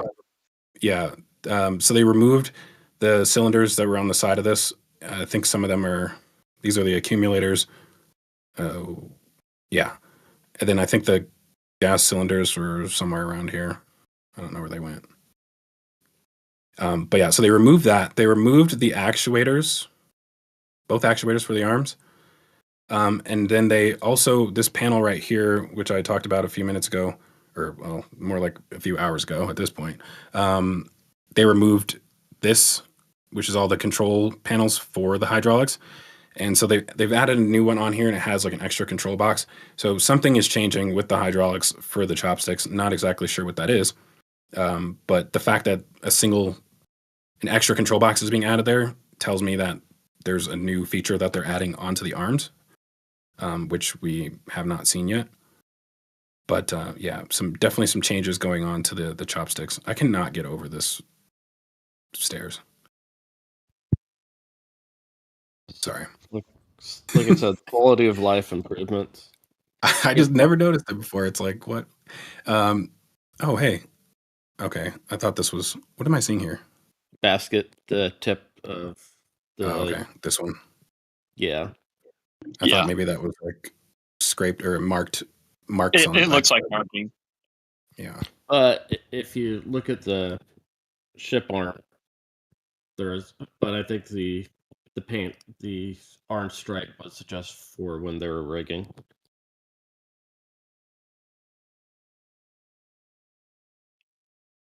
Yeah, and you need the other view. Oh.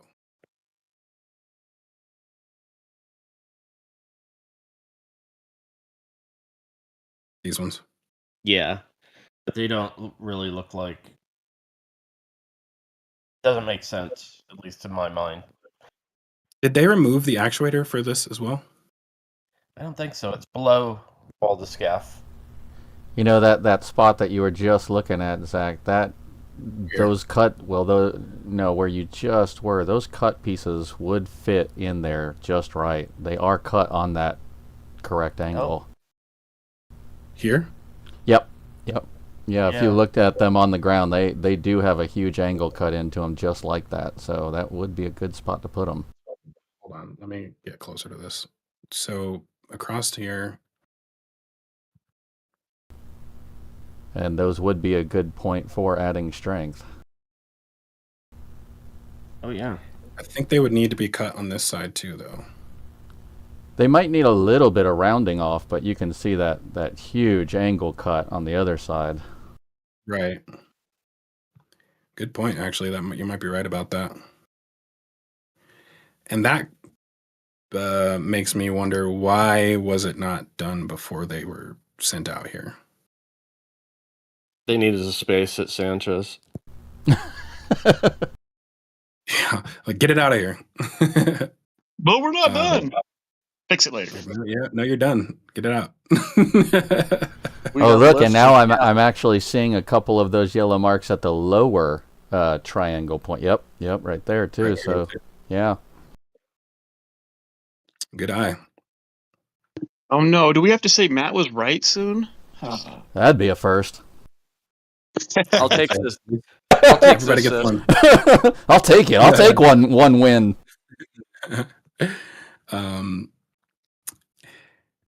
One thing really quickly that I didn't mention earlier, I don't know what's going on with the entrance over here. I think they're just redoing the concrete for some reason. Again. Because concrete. What? Yeah. How about on the other side of that building, too? They're doing some groundwork and stuff, I saw.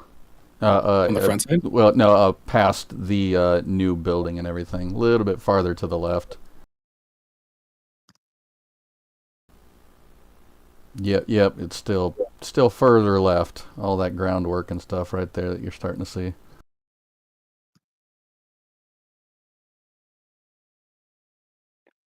Yeah, so there's one more thing missing down here, which is the water storage facility, which I don't even know if it's actual true storage or if it's just distribution, because obviously they have storage tanks here, but I think they're like supposed to have temporary holding tanks to transfer to these. And then they also have the big, the water line coming from Brownsville, which basically comes in this box. I don't know if I mentioned that before, by the way. I've did trace down this water line finally, and it is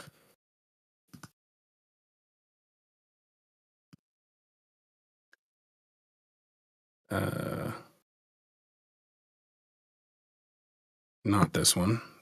Where's the other? Oh man, actually no, it is. Where's the other yard?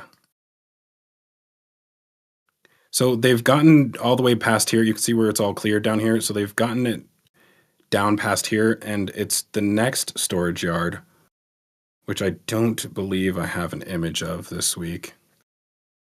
Is this the other one? No, that's in Brownsville. Yeah, so we don't have an image of that this week. But also coming from this direction, I think it's just out of shot up here. They are installing water lines in this direction. So it's coming from Brownsville, and then they're meeting up with the line coming from Starbase. So I would say it's about 6 months out, because it's just, they've been working on this for like 9 months, getting this water line down. So they will definitely, that's part of the reason why they have not even bothered doing the stuff on site, as far as whatever's supposed to go here, because they just, they still have like 6 months before they actually need it. But eventually they will have that permanent water line coming through here. Yeah, it's a big project, burying all of that, because half of it is trench burial. I don't know what you actually call that. And then the other half of it is horizontal drilling to go underneath anything that like passes under a roadway or near water. So it's a massive project doing all that. And then they're gonna have to do it again for the gas delivery from the port of Brownsville. So massive project for that. And they'll potentially need an evaporation pond for the processed water. Oh, just like a pond to let it evaporate? Yeah. That's interesting. I thought, wouldn't they just reuse it? Like from the cooling towers, it'll get so... Oh, I got you. Yeah, they have the quote 0, but even that's a couple percent. But you just get you're just concentrating the minerals. Mauricio got me this picture right here. I think you can see down at the bottom. Yeah, they're still working down here. I believe they're past this point.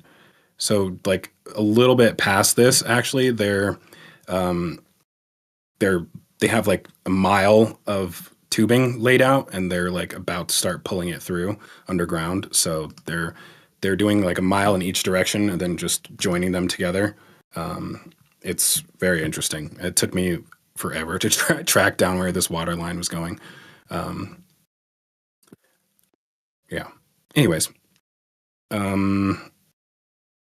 last detail, I think maybe is just this little extension to the pad that they're doing down here, because they had this fence, or I don't know what you call this, basically a fence along this, and so it looks like they're continuing this little ledge all the way over. The funny thing about this, like, it seems like it's like kind of a retaining wall that like it allows the overflow water to come into this little retention pond. But if you've ever seen any of those tests, like, it just goes straight over the wall. Matter of fact, Carlos Nunez was standing across the street. I think it was like over here. He happened to catch, I hope Carlos watches this, because he took pictures of it and he should have done a video. But he was standing way over here as they were doing a deluge test, and he said he got soaked, completely soaked, way over here. I was going to say, I think he was showering over there, Zach, not standing. He was showering. Yeah, he was taking a shower over in this location, and he said you see like 5 feet of water coming over the wall, and then there's just like the mist that's coming all the way over, way over to here. So I really wish I could be there for one of those tests. And from what I've heard from Lab Padre, he was out there during one of those tests, and he said he thought it was a static fire test, but there was nothing outside, and he didn't know what it was until he saw all the water. But that's how loud this system is. It literally sounds like a static fire test. Pretty impressive. All right. You guys, have we missed anything? If we did, we can talk about it next week. I hope not. Yeah, 3 hours and 20 minutes. Good Lord. If you guys haven't done so already, do us a favor and hit that like button. I always forget to mention this during the stream, but here we are. So if you guys haven't done so, we appreciate you doing that for us. I think there about at least half of you have done so already. So thank you to everybody who has. And I guess we can quickly address any questions. Yeah, just a couple of quick questions. Kiwi Liam asks, are they going to build a whole new set of pumps for Pad A? Potential. Sounds good. And Rich asks, are they still trucking in the water for the deluge tests? They are. Yeah, it seems like they lose about 25%, if not slightly more each time. I mean, they do retain a lot of it. The problem is that for the ridge cap, it shoots over out of the trench, like it barely contains it. The bucket stays within the trench a little bit better, but the problem is that it once there's all that water in there and the bucket's still pushing water out, it forces the water out from the ramp. So yeah, they do lose quite a bit each time. I wouldn't say they at least retain roughly 50%, up to maybe 75%. It's hard to tell. I could probably figure it out just by calculating, or I need to ask Vix how many trucks are offloading each time they do one of those tests, and that would kind of answer the question. That reminds me, I probably should do that. But yeah, they are currently still trucking water in. Nice. Soon they'll need it for the ASU. Right. Well, that's everything. Real quickly, just wanted to remind everybody that next Sunday is our St. Jude stream with Tim Dodd and Scott Manley, Ryan Weber, and Lewis from Lab Padre. So that's going to be a lot of fun. And then also coming up in just a few days, we have our new show, Beyond the Pad, Tuesdays at 6 p.m. So just wanted to remind everyone real quick. Awesome. Well, thank you to everybody who donated during the stream today. We really appreciate all of your support. Huge shout out to Mauricio for getting out there when he did, because waiting a few more days would have definitely changed some of the things we're able to see, especially with Booster 18. Assuming they probably have gotten a little bit more scrapping done. So shout out to Mauricio for getting that done midweek. Yeah, we're excited for the updates next week. We'll hopefully get some answers to the mysteries going on at Masseys. Yeah, shout out to Alex and Todd for helping me out during the stream today, and Matt for handling questions and donations. And of course, the mods in the chat, thank you for keeping everything civil. And who else? Who else am I forgetting? Matt for handling questions and donations. Did I already say that? Yep. I'll take it twice. Thank you. Right. Awesome. Well, yeah, I will go ahead and pass it off to whoever picks it up next. Thank you. Glad to be here. It was a fun short show. And yeah, join in next week and donate. Todd? Yeah, thanks for having me, everybody. You guys have a great weekend. Definitely show up next week. Make sure you come. Make sure you're happy to help out, because it is a worthwhile cause. And let's make Jared have to pay more money, because we donated so much more. Take it easy, everyone. Goodbye.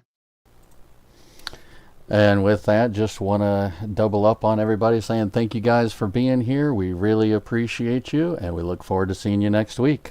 With that, most engine cut off, hot staging confirmed. Love you, bye.